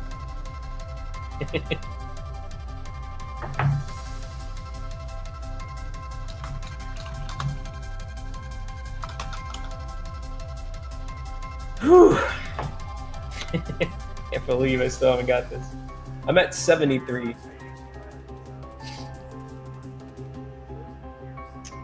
But yeah, no, Skull's a good guy. So if you haven't yet, on my end, definitely check him out. Be sure to subscribe to him. He's a really great person, really fun to talk to and hang out with. So definitely support him. He's awesome. And if you're listening on his end, hi. Oh man. Wait a minute, my count's on. 75. All right. I mean, you know, maybe this is payback because I did beat him, and if you saw that video of Skull, I did beat him in that battle. But I used an all dragon team though, so I did do that. So maybe it's payback. And actually, I feel like if I hadn't have swapped out usually I start my games with my Dragapult, but I started out with Tortonator for that one. And honestly, if I had started out with Dragapult, which I normally do, may have been quicker. Would have been a really short match. I think I got it. Hey, way to go. Sorry that took so long, everyone. No worries. Yeah, hey, no, Kathy, football talk over my head. Although, congratulations to the Kansas City Chiefs. Completely forgot to put the ROM in there. Cartridge is still on my shelf. Hang on.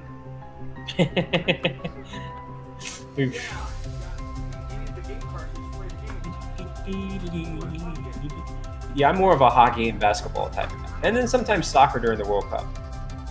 But I don't really care for football too much.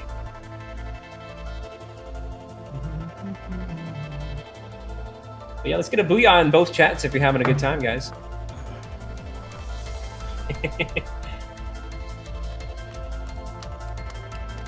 Hey, thank you, Luna, for believing in me. Somebody's got to. Certainly not me. Oof. Hey, there you go, booyahs. Yes, and woomies. Oh, look at Kami over there with her BMOs.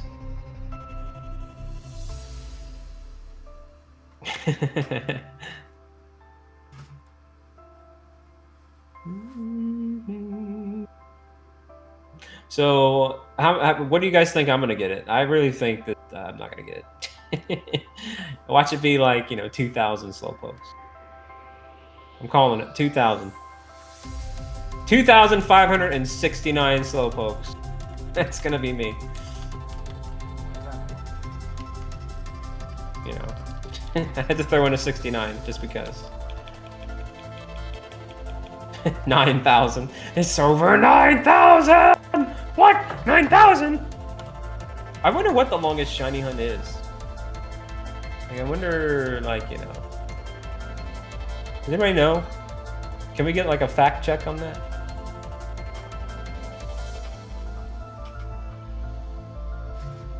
Does anybody know what the longest shiny hunt, like, that ever existed would be? I'm actually quite curious.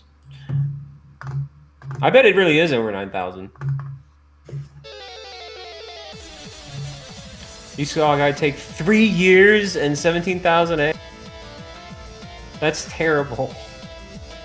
Oh my god, that's horrible. Oh man, I should flex on that guy. 20,000 soft resets for Lugia. I got in Soul Silver. I got my Soul Silver Lugia in 424 attempts. One stream. I was really lucky. That's where all my shiny luck went. Ever since then, it's been all downhill. And that was full odds. That was like no charm or anything. Like 1 in 8,000, whatever. Oh, I think I got it. 25,000 Luna. That's wild. Really, older hunts have been going on for years. Man.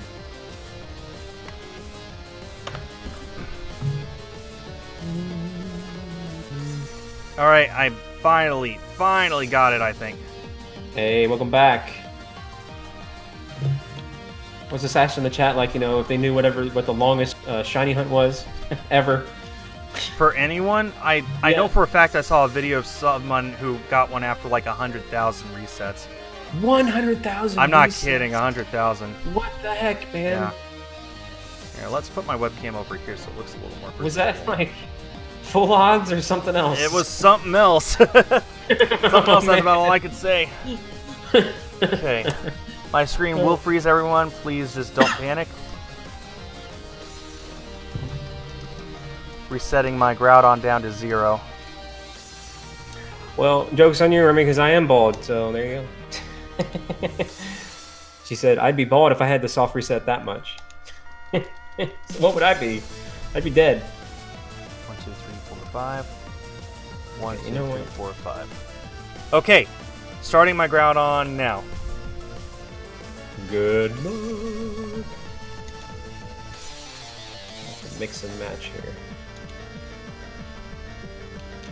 What game is this? This is Pokemon Ruby and Omega Ruby.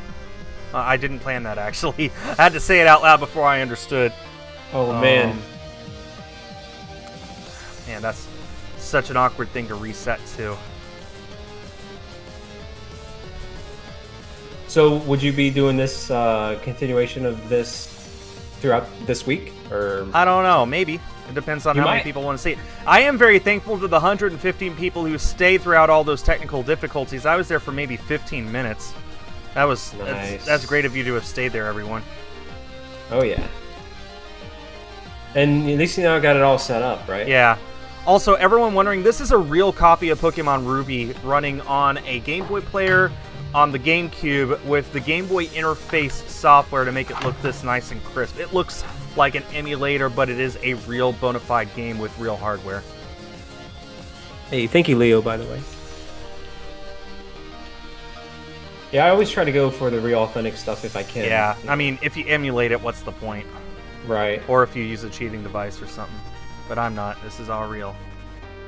Go left, please. So hard to make it go the correct direction with a GameCube controller.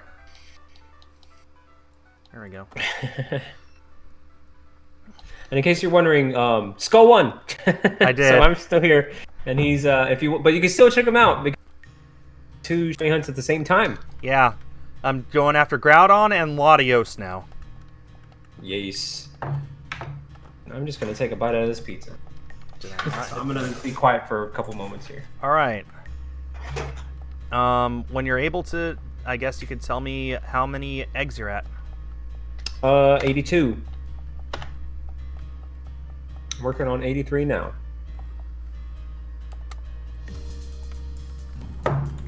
This could be such a faster reset if I had like a quick button to press to soft reset everything.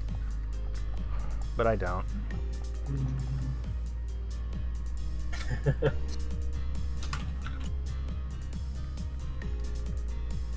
I would if I used a Game Boy instead of a GameCube controller.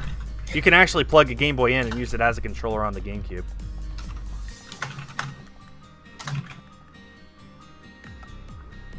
All right. Yeah, how many eggs are you at? About to be at 85. Wow. Okay, you're a little farther than I took. Yes, just a Nintendo Wii bit. Oh man.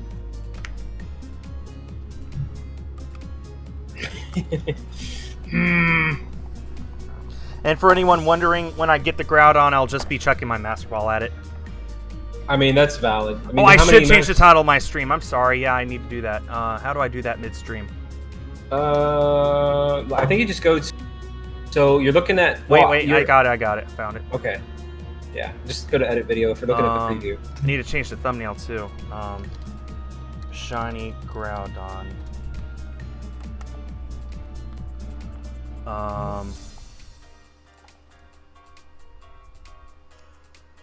Check it. I guess I'll keep mine for now. Oof, wait a minute. What am I doing? Okay. Ruby. Hey, way to go, Bobby. Getting that shiny Rookidee. A lot of people have been having a lot of trouble with Rookidee, which is kind of funny because it's like a very common Pokemon. But at the same time, F's in the chat. Guess I'll just use this. Just some random screenshot I found of somebody's shiny Groudon and Omega Ruby. I'll just, whatever. That'll be my new thumbnail, everyone. And also, I guess Sword and Shield is technically not correct anymore, but I'm too lazy to change that. Okay. Shiny hunting for Groudon and Latios. There we go. And changed and saved, and I did do that, and here's a little ad.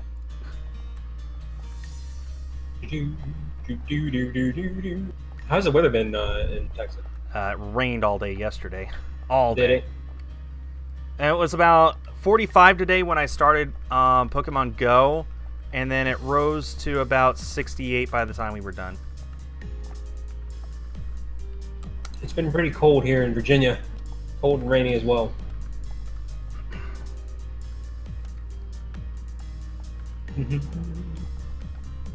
Sorry, I'm still eating my pizza. That's okay.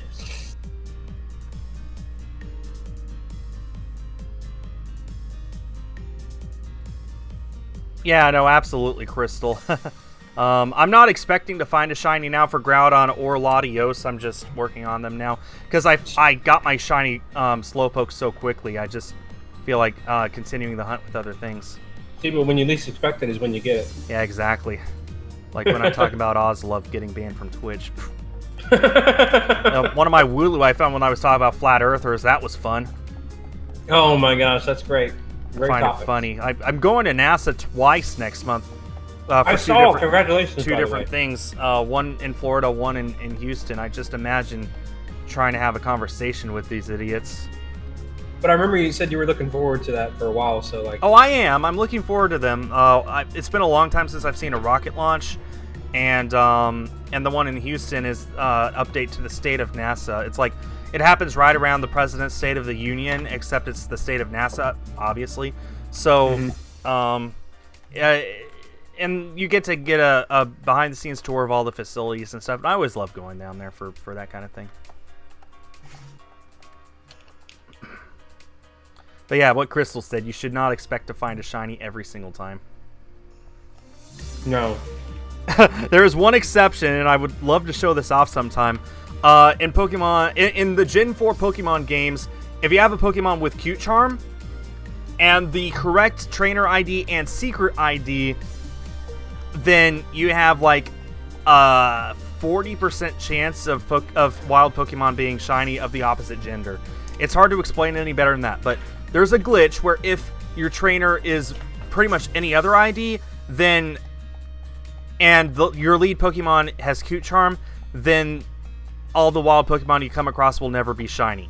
But if you have a very great. specific trainer ID and hidden ID, then when your Pokemon is leading and it has Cute Charm, then you have like a 25% chance of the opposite gender wild Pokemon being shiny. And I have manipulated my my trainer ID in Pearl, or was it Diamond actually? I don't remember. In one of those games, I think Pearl though, to do that. So I transferred over a Cute Charmer from Heart Gold Soul Silver, and it's been so interesting going through the route and just the routes and getting every single Pokemon as a shiny. How easy was it to manipulate that? There's a tutorial video. It took me maybe 15 minutes, and I was expecting at least an hour, so it wasn't that bad. It's all for fun. I don't plan on transferring those Pokemon up for my living shiny decks or anything. It's all just for fun. Just to stay within Gen 4, just to say that I did it. And it is really fun. But I'm not planning on, transferring them all the way up to Gen 8, having like shiny Pachirisus and Starlies and Geodudes and, I just all 3 Pokemon I just listed are not in the game, so. That's true. Actually, wow, you know what I just realized? We didn't have a Zubat in Sword and Shield. I wonder when was the last time we didn't have a Zubat. Because there were no caves, duh! That's true, I guess. No, we had caves. We had the mines. But I mean, like, aren't they like in every game? I remember yeah. It was always so annoying to run into a Zubat. Like, you'd rather have any other Pokemon than... Yeah. What would you say is the most annoying Pokemon to run in? Out of any game? Zubat. Yeah. I would say Zubat. Yeah, I'm right there with you. I mean, you also have the... Oh, Crystal, why do you do that to me? There's a streamer, this is her saying, there's a streamer I watch that usually does speedruns, but he's been doing Pokemon stuff. Did a no damage run in Platinum, found a shiny Weasel, and knocked it out in front of his chat. No! I hate it when people have to knock out shinies. That's rough. Actually, I think I heard Failboat is doing one, and shinies are catchable. I mean, no. Nuzlocke, in Nuzlocke, shinies are an exception just because everyone knows that. Sometimes, though, when you're speedrunning games, you just, you have to knock it out. Especially if you're on world record pace or on a PB pace or something like that. Yes, Angelica, skull one. Really quickly. Yeah, that's 2 for 2. Yeah. I feel a little bad. Not too much, but a little. Don't feel too bad because, I won the Because we'll have more races in the future. Yeah, and again, like I was explaining them when you were gone, I won the so maybe this is payback for that. Yeah. You won the what? The our Pokemon battle when I had the dragon. Oh, yes, that's true. So, yeah. But whatever. I never caught the shiny Roly-Poly. It was at minus 40C with wind chill a couple days ago. Wow. Minus 40C. That's like minus 40F. That's where Fahrenheit and Celsius meet, is minus 40. Ooh. Yeah, chilly. Oh, just realized. Wonder if my wife's going to get groceries. Uh-oh. Because we were going to get some before, and we decided to put it off until after the race. Well, the race is over, but I'm still here streaming. I just love, I'm in the mood to continue my shiny hunts, especially for the stuff that I know will take forever anyway. So it's, yeah. Might as well. It's very chill, and you got people. So exactly. Switch has games. Oh.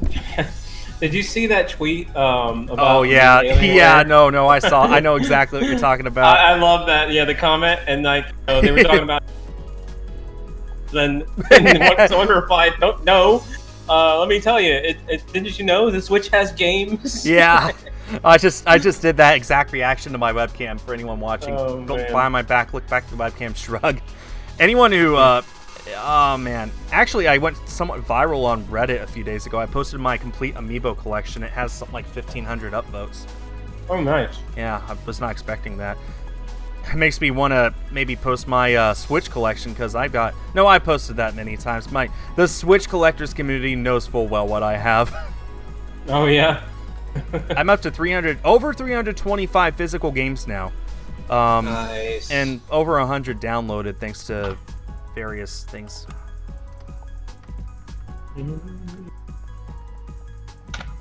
So cold his car wouldn't start. That's a common problem in Northern America, otherwise known as North America.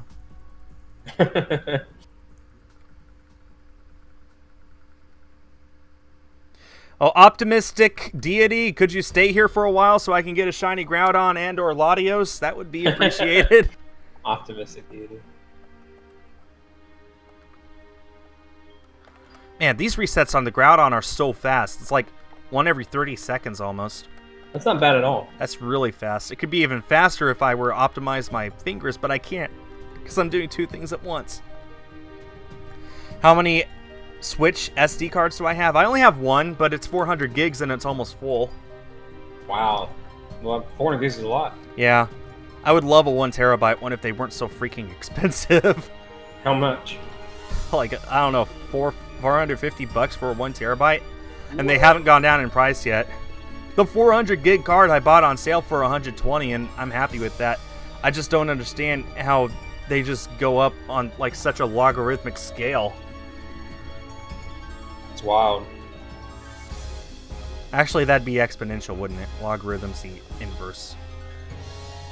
But I mean, at least they're not proprietary, because I remember the Vita had proprietary memory cards. That was part of the reason why it failed, is they had proprietary, and Sony didn't really make that many either. I mean, good luck trying to find one in a game store anymore.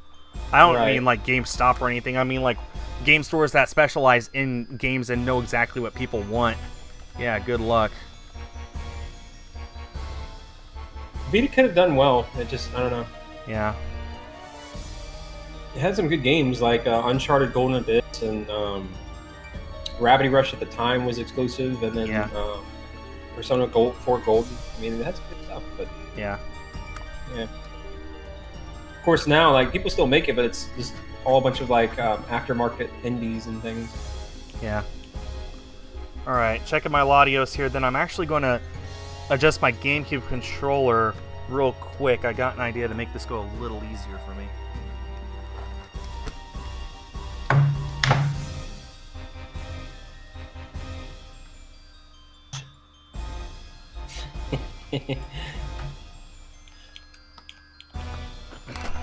Whew. Got some cookie pizza here as well. I gotta chow down on. So what I did was I unplugged it, I moved the joystick to the right, and I plugged it back in. And then I let go of the joystick. So now the joystick is essentially permanently moving to the left. That's weird. That's it's just to save a step that I would otherwise need to do. Oh, so it's one thing you don't have to. Yeah, okay, I get you. I was thinking. So now I just need to mash A and then soft reset, and then as soon as the game loads, I'm already walking left. So that's going to save me a few frames every single time because I don't need to pay attention. So that just quality of life. Yes, exactly. Quality of life improvement. Something that Sword and Shield did a lot of. Shots fired at GameStop. Heh. They need more if they want to survive. I really do think GameStop's in a bit of trouble. Yeah? You think? Yeah. No, but I mean more so this year. I think I'm concerned that like just for the well-being like of just local stores in general, but like you know, I feel like maybe this next gen launch might do them in. I don't know. Yeah. You know, because they make the most of their monies. They hype up for these, you know, console launches. I hopped in a GameStop today, and their games, the actual physical games, were in the second half of the store. The first half was nothing but Funko Pops and plushes and statuettes and stuff. And that's what their whole business is you know, earning money from other things is not just the games, which is probably the only way they're still in business is because they're selling all that stuff. But when I go to a game store, I want to look at the games. I don't want to look at the Funko Pops and the plushes and, oh, would you like to pre-order a game today, and would you like our Elite Pro membership? No, thanks, I'm already a member. How come I haven't seen you in the store then? Because I go to the other one. Well, you know, our store has tons of other great stuff. Yeah, just, you know, it's so stereotypical. Yeah. A little bit of awkward conversations. Oh yeah, honestly, that GameCube controller thing I just did, oh man, it's making this so much easier on both screens because I need to pay way less attention now. Just mash A, and then B, and then soft reset for both of them. Now, one less thing I need to worry about. I'm at 100, by the way. Oh man. I mean, that's normal though. You know, the Groudon's going so fast. I'm probably going to pass you at some point. You might. And I started after you were at, what, 85 eggs? Something like that? I'm at 35 resets now. Oh, yeah, you're definitely going to pass me here soon. But what are the odds for that Groudon? 8,192.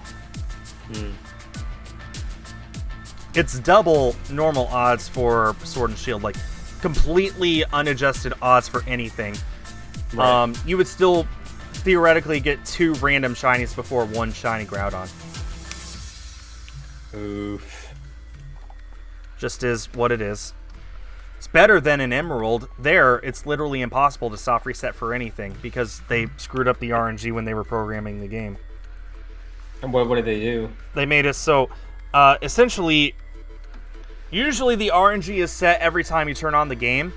In Emerald, it's set when you create a new save file. And then it's just there. And then whenever you pause the game, say to put it to sleep, to save the game, shut it off, then it just starts on that exact same step every single time. So you could get extremely lucky and start on a step that every single time you start the game, you get a shiny within a few minutes, and then you always get a shiny within a few minutes. Or you could start on a step where you don't get a shiny for days. Emerald's RNG is just completely screwed up. Like I said, you can't soft reset there. But if you want to do random encounters, it's perfectly fine. Because you just don't shut off your game. But the trick is to never shut off your game, ever. You pull out a little power bank for your Game Boy, you shove it on there, and you leave it there for days on end. Because if it shuts off, you go right back to where you were when you first started it up again. Right. So Ruby and Sapphire are a lot better for that. Yeah, it sounds like it. Because their RNG works just like every other game. There's RNG is determined when you power on the game every time after a save, and thereafter by every little input that your character does, or that you do even. The way RNG works, it's never truly random, but that's why you hear things like RNG manipulation for speedruns, for example. Because once it's learned how RNG works, you can replicate specific instances pretty consistently. Yo, thank you, Silent, and GG, Tentacle. Alright. Scott the Wasp was making fun of GameStop. Yeah, I don't know what I feel about that guy.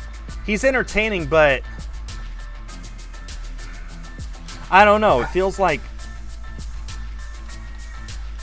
I haven't really watched them that much. I don't really generally watch super huge YouTubers. Like, I try to.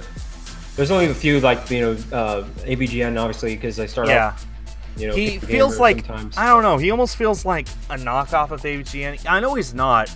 Like, outside of his skits, most of what he does, like, he has a skit at the beginning of every single video, but outside of that, he's very informative with what he says. It's just, I don't know.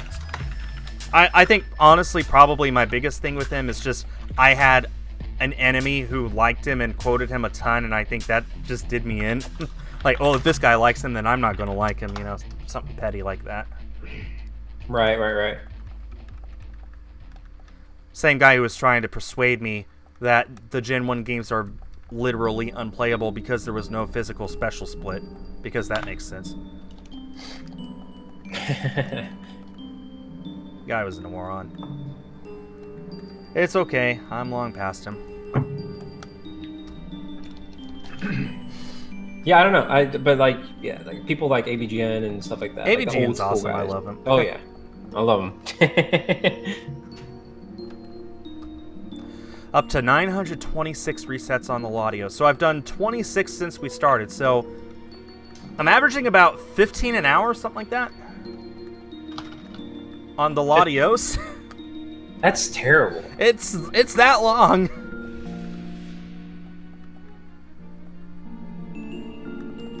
you. Catch you later, Silent.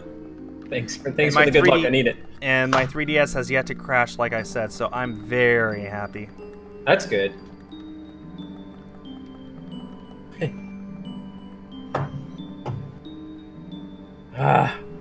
This is gonna. I have a feeling this was gonna be a. I don't want you here until tomorrow morning again. It's gonna happen. No, don't say that. What Pokemon do I like, Nat? Well, I like Groudon and Latios when they're shiny. Sure. Actually, that's a good question. What are your favorite shiny Pokemon? Zoroark's my #1 favorite. I just love the coloring of it. What's the coloring? It's, instead of red, it's purple.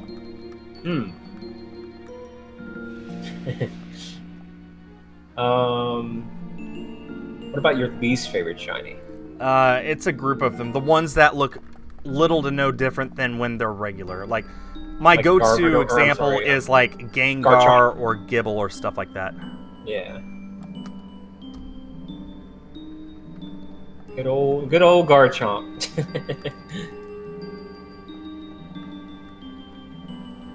Your favorite shiny... Oh, your favorite Pokemon overall is Meloetta. I was going to say, shiny Meloetta doesn't exist, so sincerely doubt that's your favorite. Is that like a legendary or something? It's a mythical. It's one of the Unova mythicals. So, Gen 5. See, I need to play that. That's one of the things I still got to play. Because I'm about to ask, what the heck is a mythical? I don't know. Oh, those are like Mew, Celebi, Jirachi, Deoxys. Okay. The ones that are event-exclusive legendaries. Oh, okay, event-exclusive. Yeah. So, Unova had several. It had Victini, Keldeo, Meloetta, Genesect. Which I think might be... No, well, Mythicals. I think it and 4 are tied for Mythicals, actually. If I'm right. If I remember right. Because 4 had Manaphy, Darkrai, Shaman, and Arceus. And Fione, which may or may not count. What made me want to hunt for Groudon and Ruby instead of Omega Ruby? Because Groudon is literally uncatchable in Omega Ruby as a shiny. It's programmed in the game as a shiny, so I can catch it here and transfer it up to Omega Ruby, and it'll be shiny there.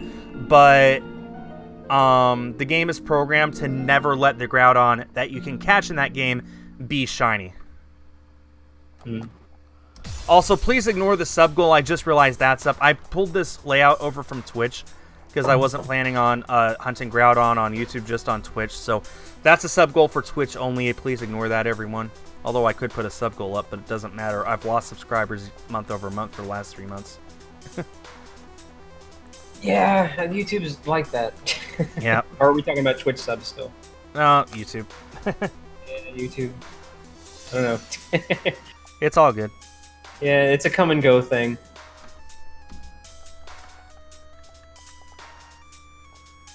Wasn't there a Japan exclusive event for Shiny Genesect? Yep, there is. There is a Shiny Genesect. It's red for cool. the movie. There's sometimes they do distribute Pokemon, mythical or legendary Pokemon that can be shiny, but not always. Like, for example, you can never get Zygarde as a shiny. It's programmed in the game, but there's zero way of it ever being a shiny in any game whatsoever so far. Whereas Xerneas and Yveltal, you cannot get them as shiny as X and Y, but there was an event for them in X and Y, and beginning in Sun and Moon, Ultra Sun, Ultra Moon, you can catch them in the wild as shinies. So it just depends on the Pokemon and in the game. And sometimes there are distributions, but as far as getting them normally, yeah. I think I made my point. Oh, I don't mind Wizard. I think the trading card game and the anime are pretty good. But yeah, I would agree that the games are probably the top tier of the three. Yeah, probably. Actually, the manga is the closest that exists to Satoshi Tajiri's original vision of what Pokemon would be like. So, and manga is pretty amazing. It's just long, really long. How long has that been going on for? As long as the anime. Yeah. So what, 23 years now? That's a while. Yeah. And it's extremely tied together, so you really would need to start from the beginning to understand more or less what's going on now. Mm-hmm.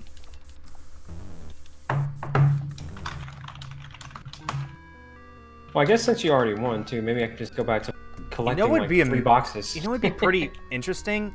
What? Is if it is 100 resets an hour on the Groudon. Like, more or less, because then, like, I would get to odds in 80 hours, which, I mean, that's still a lot, but, you know, if I were to do that 5 hours a day, it would only take me 2 weeks to get to odds. Yeah, as in Wizard of Oz? No, I'm just kidding. Just, how long does it take to get to odds? There's a lot of people who are dedicated shiny hunters, and my hat's off to them, because I can't do that. I can only hunt for a few hours, like 1 or 2 days a week, and then I'm just done. But man, like people like A-Drive, I envy them. They can just do it all day, every day, and just go after all sorts of crazy stuff. And I can't do that. I wouldn't mind it if it was like wasn't a variety. You know what I mean? But like I don't mind doing it every now and then. It's pretty fun. But yeah, I just can't focus on it every day. I'd want to do something. Yeah, exactly.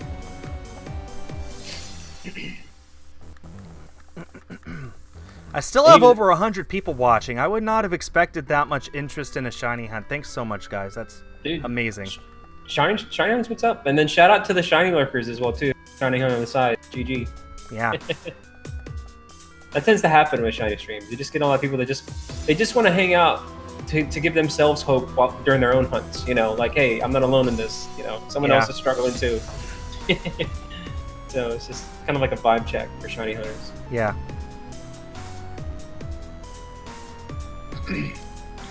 Albeit false hope. Yeah. Still hope.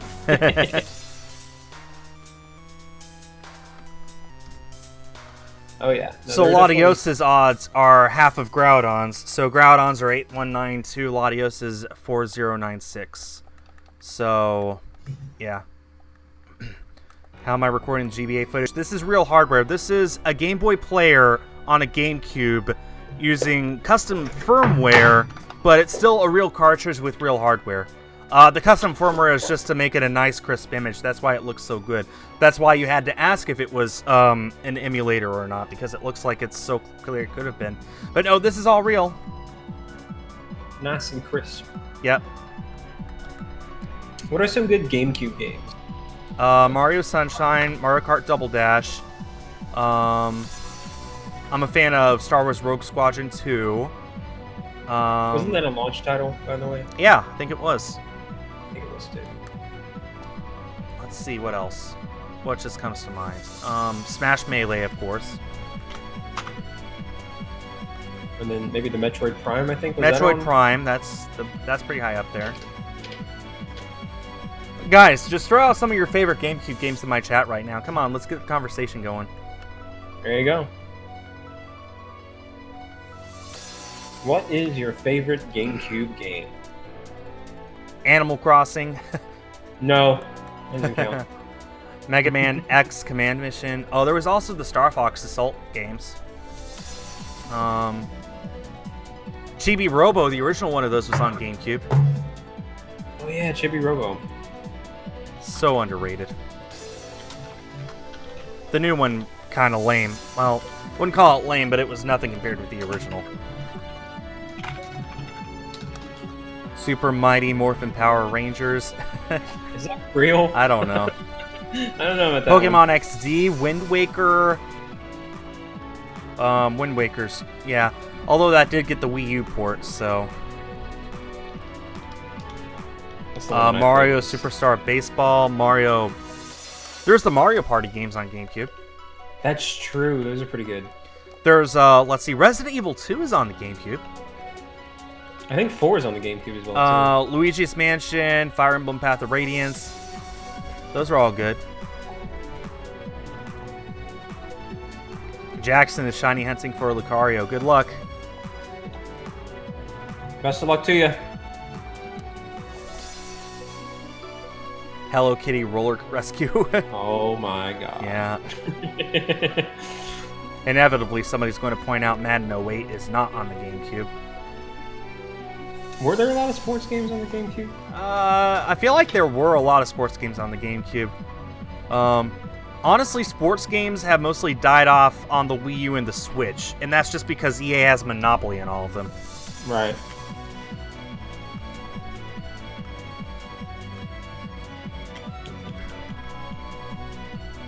Sorry, I'm eating my cookie pizza. That's why I'm quiet. Oh, it's okay. Take another bite here.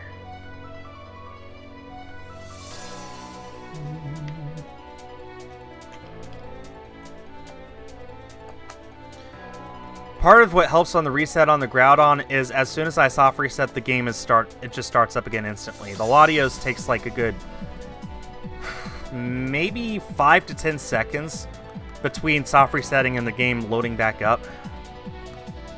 Oof. And they don't make cartridges how they used to.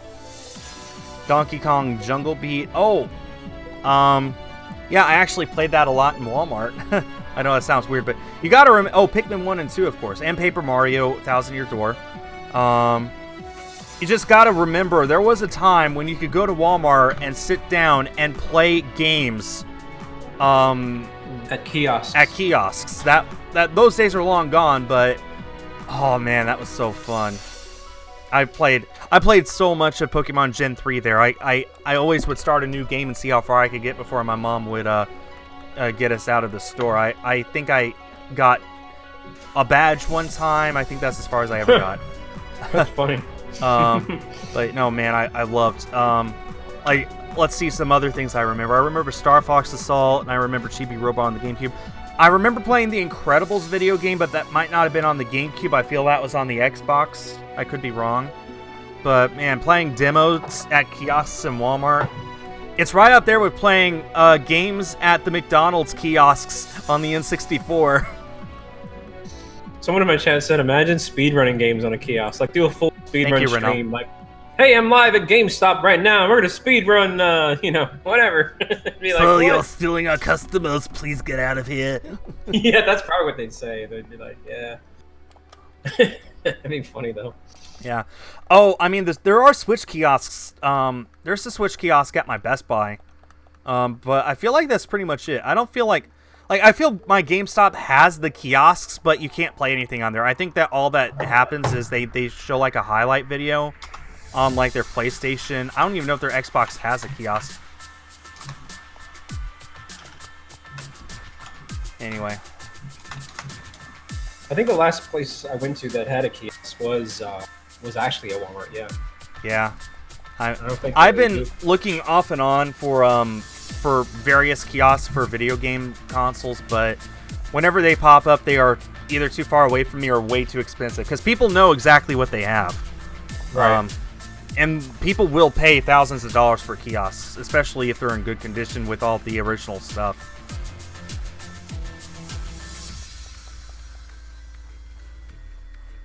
Remember playing Spyro the Dragon for GameCube at McDonald's once? Yeah.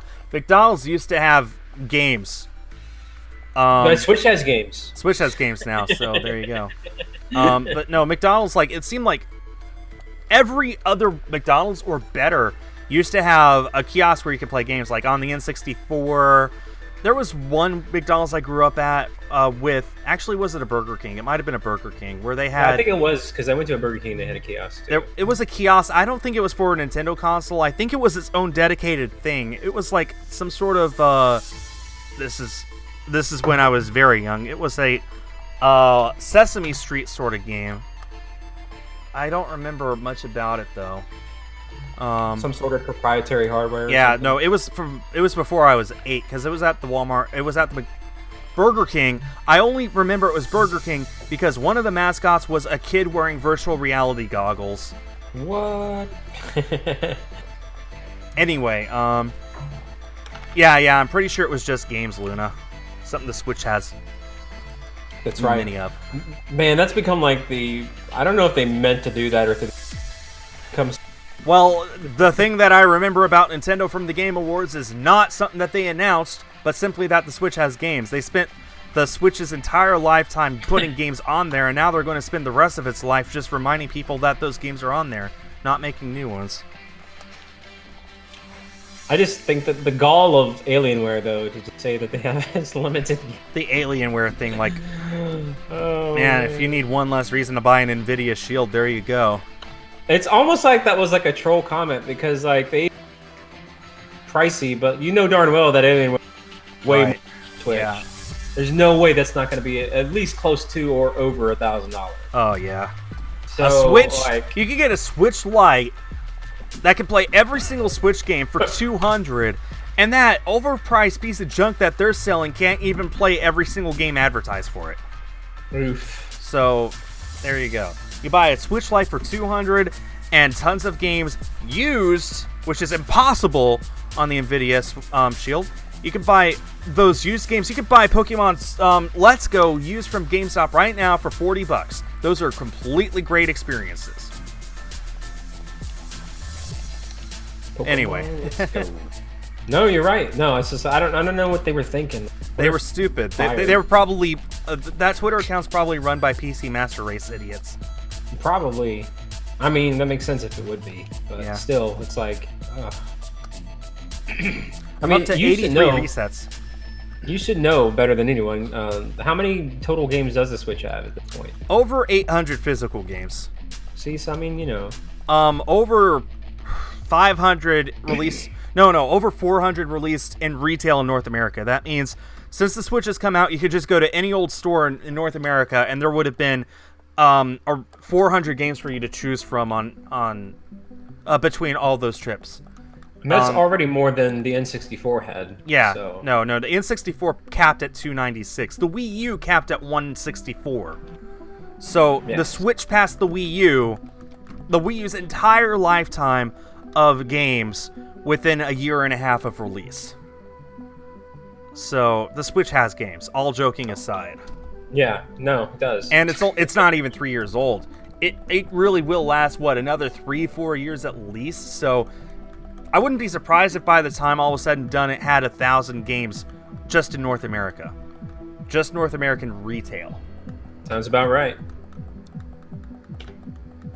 Switch has games. Period. Stream has ads. Oh no. Ball doesn't have shinies. That is just... Well, I wasn't trying to go there. Well, actually, let's go even further. Ball doesn't have hair. There we go. By definition. Take it one step further. Well, yeah, Alex, but even just, like I said, physical games, it has over 800 between all the releases worldwide and limited print games. I mean, heck, limited print alone, it has 150, which is lame, but oh well. Like I said, North American retail is over 400.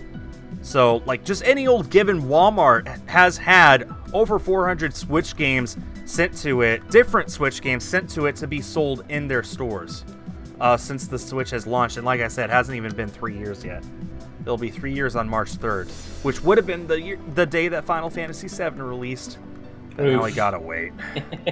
What is it, April 10 now? 10 sounds right. Yep. Oh well, I didn't have any plans for April anyway.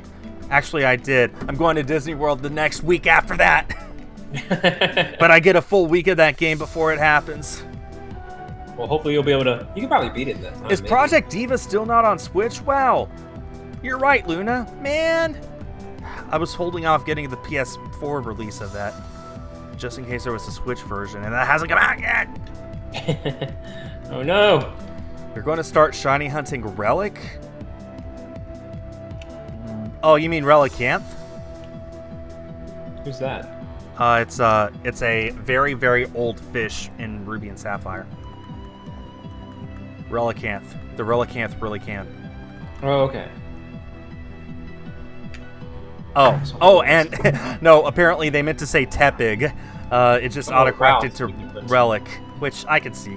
Like, looking at the keyboard, I could see. Hang on one second. I'm going to turn off my heater here. All right. I wonder when I will pass him. I wonder when my Groudon will pass his Slowpoke.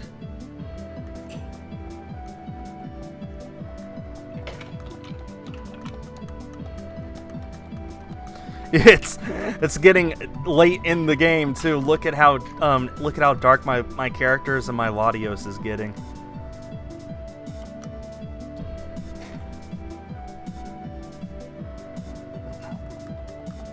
Honestly, we still have over 100 people here watching. Thanks, guys. I know it's not a race anymore, and I know I'm going after things that probably no one cares about. A Groudon in a game from over 15 years ago, and a Latios from a game over half a decade ago. But it's still awesome that you guys are here. It really means a lot to me. So thanks so much for being here and hanging out with me.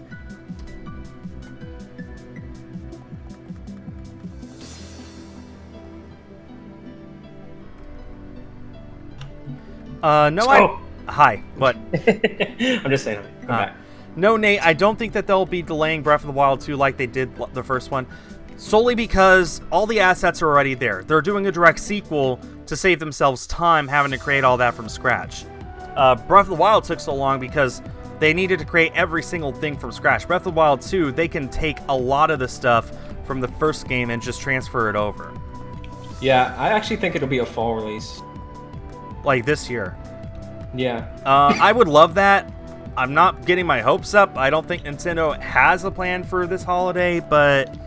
Well, that's what I mean. I feel like that would be. I'm not gonna get my hopes up too much, but I feel like if they're gonna, because what are they gonna do that's gonna compete with PS5 and Xbox Series X? What is there gonna be their holiday lineup? Well, they can say, well, hey, they're probably just going to say the Switch has games again.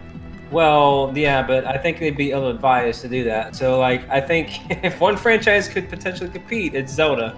So, like, I don't know. That's what I'm thinking, but Yeah. I really hope Breath of the Wild comes out this year, because that would be only 3.5 years between the last Zelda game and the new one, and it would be, a sequel to Breath of the Wild. Right. Although I guess we did get Hyrule Warriors, and we did get Link's Awakening, but... Well, didn't they say they wanted to try to come up with a new Zelda? Well, that was a rumor. That was just somebody reporting that somebody at Nintendo said they were looking for that. Not necessarily that Nintendo saying that they would make it happen. Well, this would fit the bill, though. It would.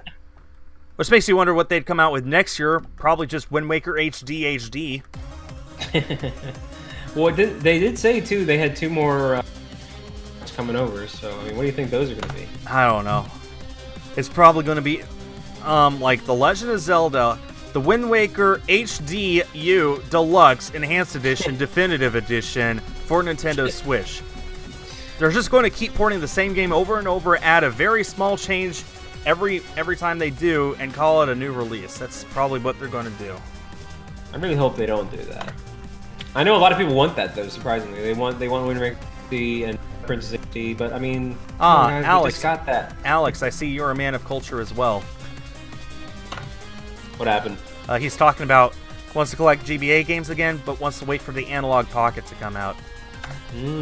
I understand that 100%.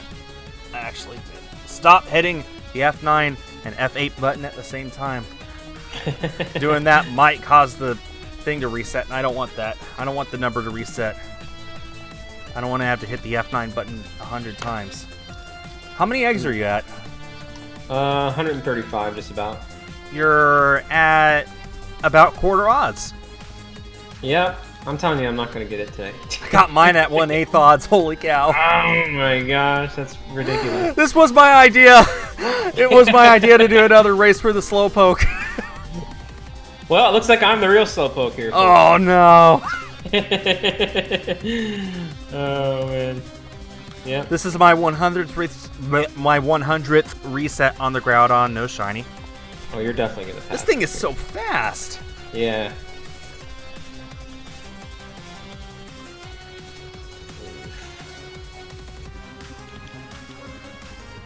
My eggs are getting a little messy here.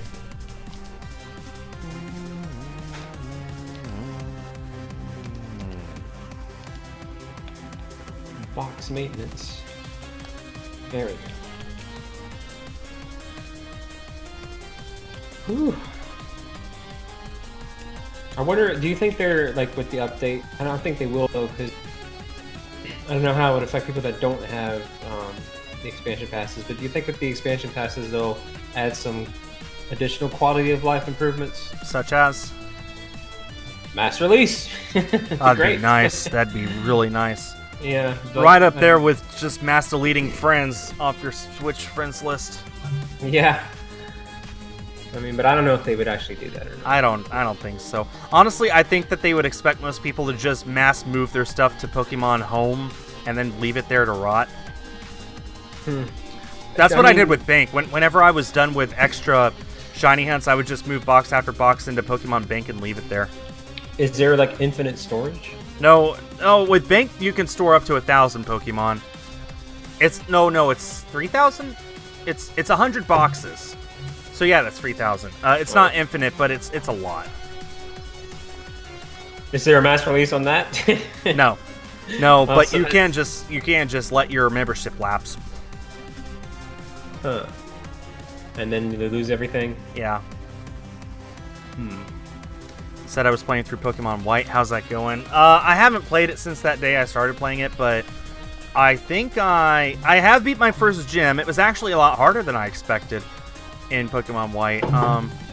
And I've just left that city about to head to the next route. I think that's where I'm at right now. Did you pick Snivy as your starter? Yes, I did.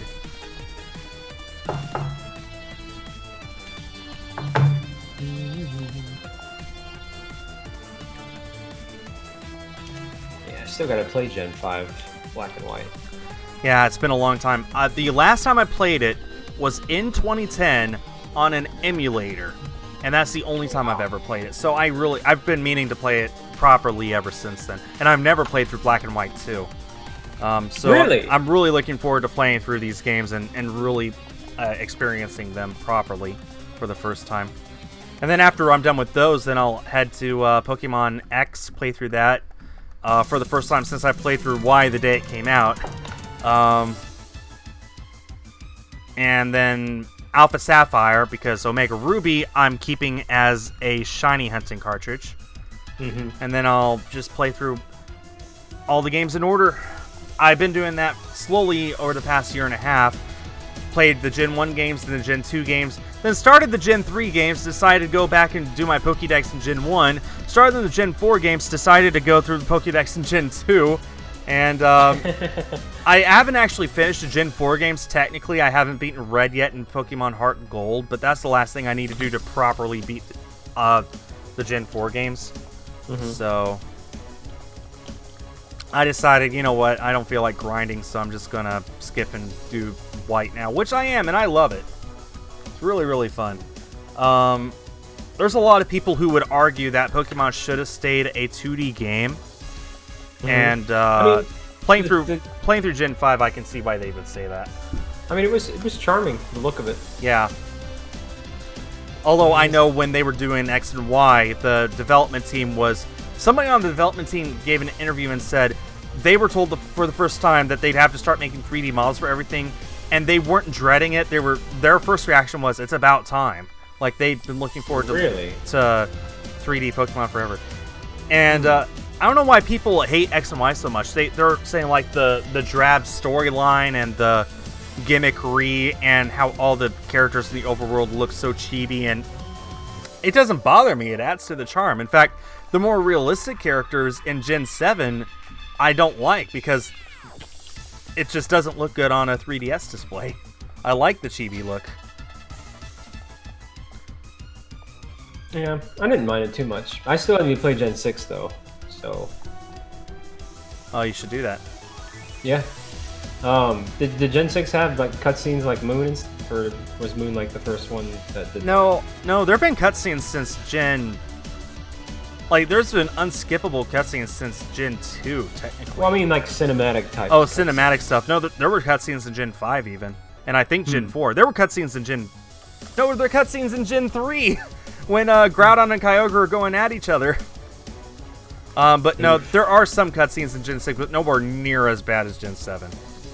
Yeah. Nowhere near as bad. Even Gen 8 took it down a notch. Yeah, which I'm very grateful for.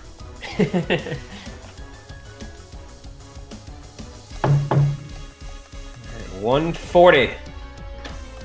113. Oh no, he's gaining on me. With the second shiny at that.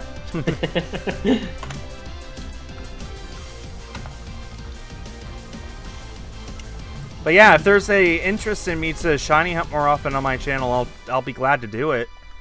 I mean, I'm just now dropping below 100 viewers, and I'm still at 90. It's certainly not that bad. I mean, that's more than I got. What was the last thing I streamed? I don't know. No, but like I was not expecting to get this many people in. This many people have shown up, and it's awesome. So, especially if I want to get shiny Groudon before my next shiny race in Sword and Shield, then I better stream this more often. I don't want to put 2 shiny hunts on hold. I have my shiny Vulpix on hold too in Let's Go. Was that an Alolan Vulpix? Yeah. Nice. What's my favorite Switch game? Breath of the Wild. Corn Queen, yes. Skull one. How many is this again? Like 60 something? 67. 67. Uh-huh. I hatched mine at 67. You could see the tweet on Twitter. Yeah, I wasn't actually... Like, that was by accident that I was doing both Ruby versions. I wanted a Groudon, and... basically, Ruby is the best way to get a shiny Groudon. It's the easiest way anyway. To get a shiny Groudon. You can hunt for a shiny in Heart Gold Soul Silver, but it takes a lot more setup. It's just easier to play through the main game regularly in Ruby, go to Groudon, save right where I've saved, and then soft reset over and over. So that's what I'm doing here. And then Latios and Omega Ruby, just because I've been after this for over a year and a half, probably more, and I really want it. So I'm doing a double hunt. Double hunt, yay! Isn't it in Ultra Wormholes and Ultra Sun, Ultra Moon? Yeah, it is. But honestly, I've been long overdue to make a Gen 3 shiny hunt anyway, so may as well make it a legendary. That's right. Gotta shiny hunt it up. Do you think the legendaries are going to be... Say again? Do you think the legendaries are going to be locked expansion? I would say yes. I would say so too. That'd be unfortunate though. I'd love to get a shiny Lugia. That'd be really cool. You just transfer yours up from Soul Silver. That's true though, I could. But I wonder if they have the assets of those in the code. They probably do, just so the game doesn't crash if they're hacked in. Same with shinies and Gen 5 on. Although for some of the shinies, particularly mythicals, like for example Magearna, the shiny and the regular are the exact same color palette. So you could get a shiny and it would sparkle, but it would look virtually the same. It's to discourage people from hacking in shinies. That's one way to do it. Yeah.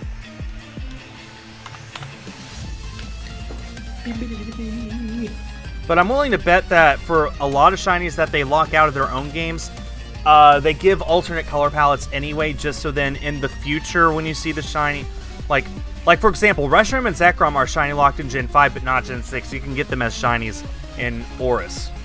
So I'm willing to bet that they program the shinies in there, come up with a nice design they like, and lock it out of these games, but then in future games that they're available, you can get them. And then just have the alternate color palette there so you have an idea of what it looks like, and then it won't be changed later on, or I don't know, something like that. As I explained that, I've dropped 10 viewers. Wow. I should not talk. No! I'll give you a little moment here to talk, because I'm going to refill my water.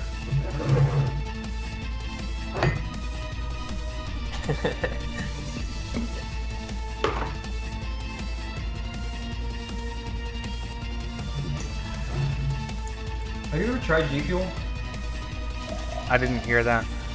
Have you ever tried G Fuel? No. It's actually really good. I'm not an energy drink person. Wow. Are you coffee though? Nope.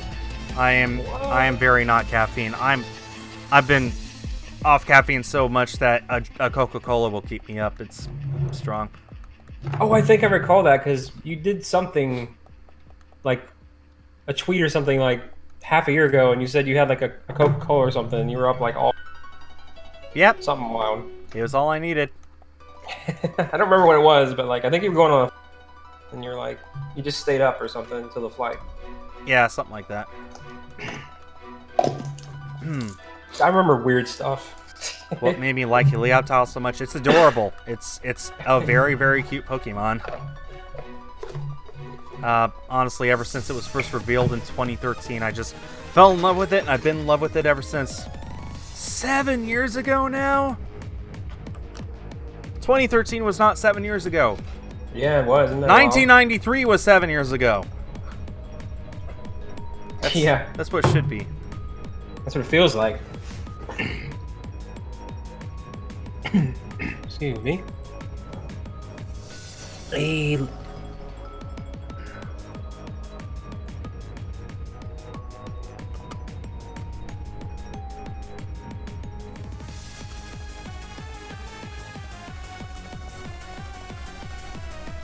Hello?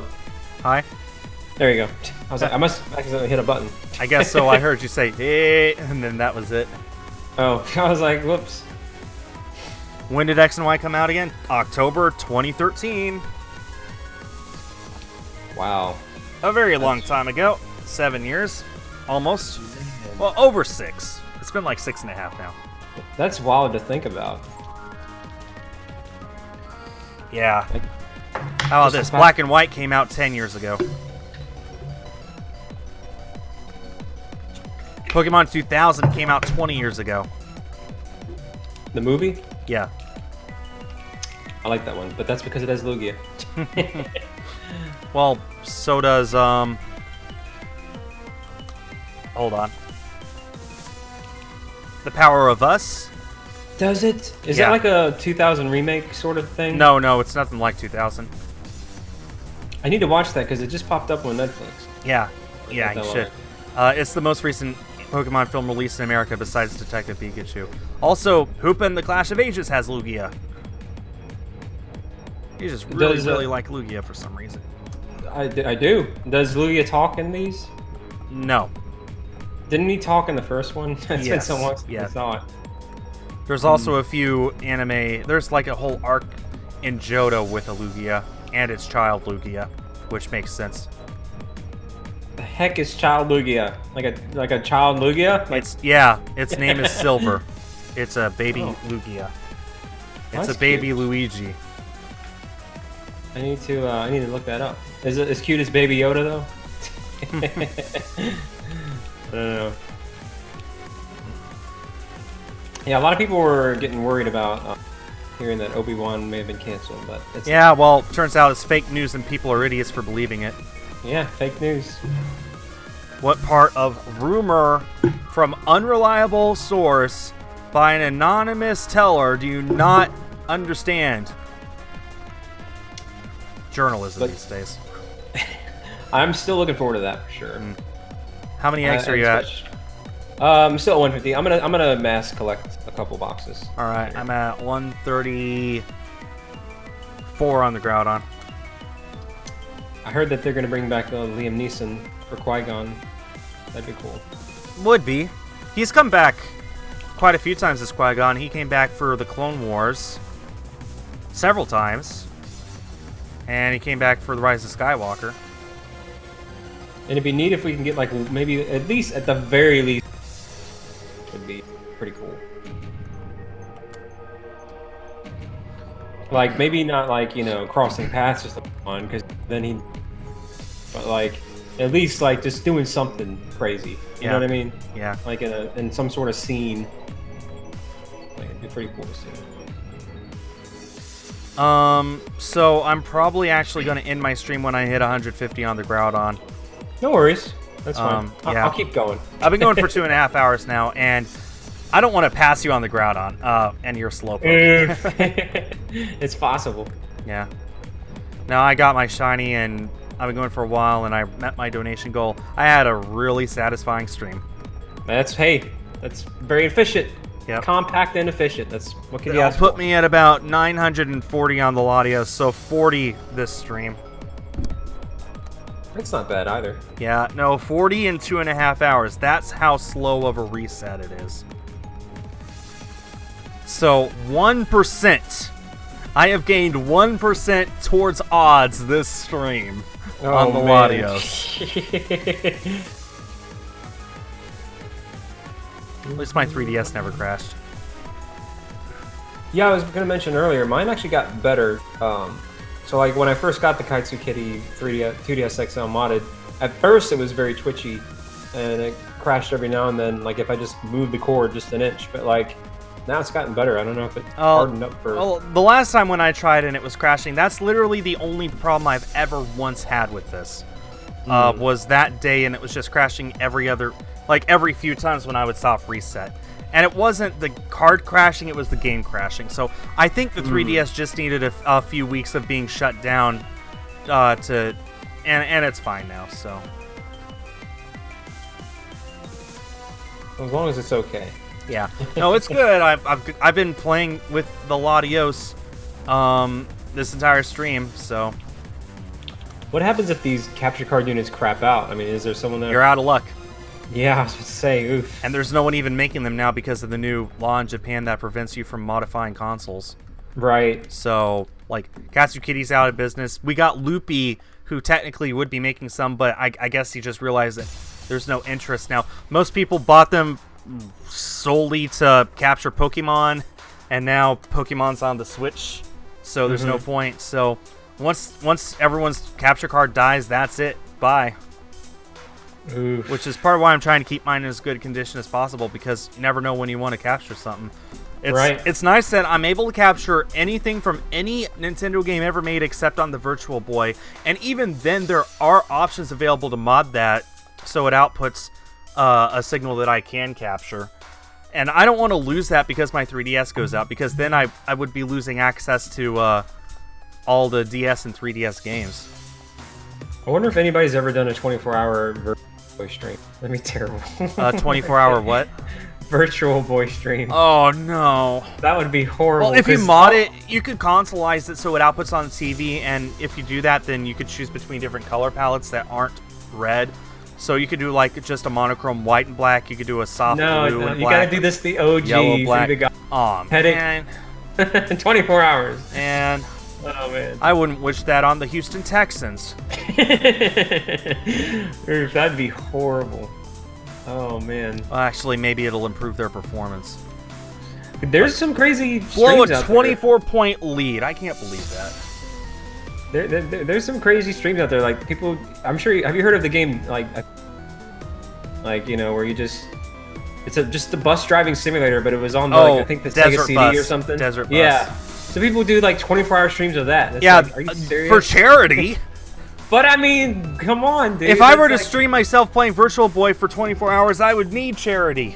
I don't know if... I mean, I've done those streams before, and I don't know if Desert Bus or, you know, Virtual Desert Boy. Bus takes 8 hours to go one way and receive 1 point. It maxes out at 99 points, so the Desert Bus streams is Desert Bus for charity. And yeah, the goal is to max out at 99 points. Oof. So, you know, 99 divided by 8 or whatever, I guess, right? Something like that. Yeah, no, 99 times 8. So that, there you go. I think it's like a 2-week event. Oh my gosh. Hold on, I could do this math. Hold on. 99 times 8. Quick maths. I can't do it. 792 divided by 7. No, that's not right. 130. No, that's not right. Number of hours in a week. 792 divided by 168. 4 weeks. So they spend about a month playing Desert Bus nonstop. That's terrible. So it's a little more than 4 weeks. Yeah, they rotate people who do it. Right, but I don't think that it's a full month thing. I think it is just a week, but oh man. Like, can you imagine? I don't want to imagine. That's riveting gameplay right there. Also, it looks like I'm going to end at 9:39 for the Latios, not 9:40. That's okay.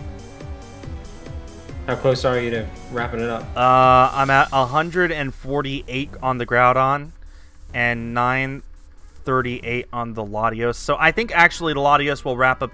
Actually, no, Latios will wrap up at 9:39 because I count resets, not encounters. Okay. And I got 2 more encounters, 1 more reset on the Groudon. I just reached 149. Oof. Alright, and then it's just a matter of finishing up the Latios. We might as well keep it going, like, at some point this week since you got things hooked up. Yeah, no, absolutely. I probably will. Alright. Would you do that on Twitch or YouTube? This is encounter number 150 on the Groudon. It would probably be here. There's definitely an audience for that here, I would say. I'm sorry, Ad Prine Apple. I've been streaming for 2.5 hours and I'm just exhausted now. I can't sit down in one place like Bald can. Busy day. Yeah. 150 on the Groudon and it is not a shiny. Oh no. Oof. Alright. I'm gonna leave the Groudon on the stream. It's green. No worries. I'll keep going. I'm gonna try at least go. Yeah, I don't know. he'll keep going. Bald will keep going. So if you guys want to keep watching Shiny Hunt, then go ahead and check out Bald Gamer's channel. His link is in the description. Hey-o. But how do you feel? So that's one more shiny to your collection. One more shiny for my collection. Yeah, I'm super happy to have gotten that. Honestly. What do you think your next one you want to get is in Sword and Shield? I want to get something that is native to Sword and Shield, so a Gen 8 Pokemon. And since I just got a Galarian form, I don't want another one. I'd recommend Toxel and Dreepy are fun ones. Probably, well, I don't know. Okay, that's number 939 on Latios. So in all this time, I still didn't even get 1 more % towards odds on that. Oof. Am I going to stream tomorrow? No, tomorrow I have... What do I have? I have a video. Do I? I swear I have a video early access. Ooh, early access. I know for a fact I got... Do I? I must have a video ready to go up. Or do you? Oh, yes, I do. My Amiibo collection. Ah, nice. My complete Amiibo collection. I believe I'm posting tomorrow. Do you keep those in box or? Nope, they're all out of box, all on my shelf, collecting dust as it should be. Well, that'd be all cool. right. I'll have to check that out. Tomorrow is Monday, which is usually my Pokemon Sword and Shield stream day, but I don't have wishing pieces, so not gonna happen. I used up all of my watts to get Moonstones for my Clefable, for my Metronome battle, which none of you watched anyway, so so no stream tomorrow, guys. Sorry, but I will be posting my Amiibo collection, and I'll have the highlight video sometime for my Galarian Slowpoke shiny.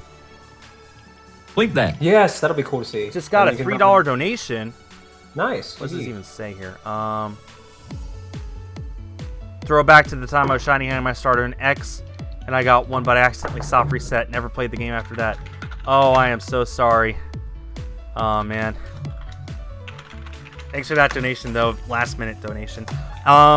Like I said, go check out Bald Gamer's stream. He will be continuing on with his Galarian Slowpoke shiny hunt. Thanks to everyone who donated, especially the one who donated the $20 for naming our Slowpoke Banana Nut. That was an awesome name. That is a cool name. And that's the end of my stream. Bye, everyone. Thanks for joining me, man. I appreciate it. Yeah, you too, Bald. Bye. Bye.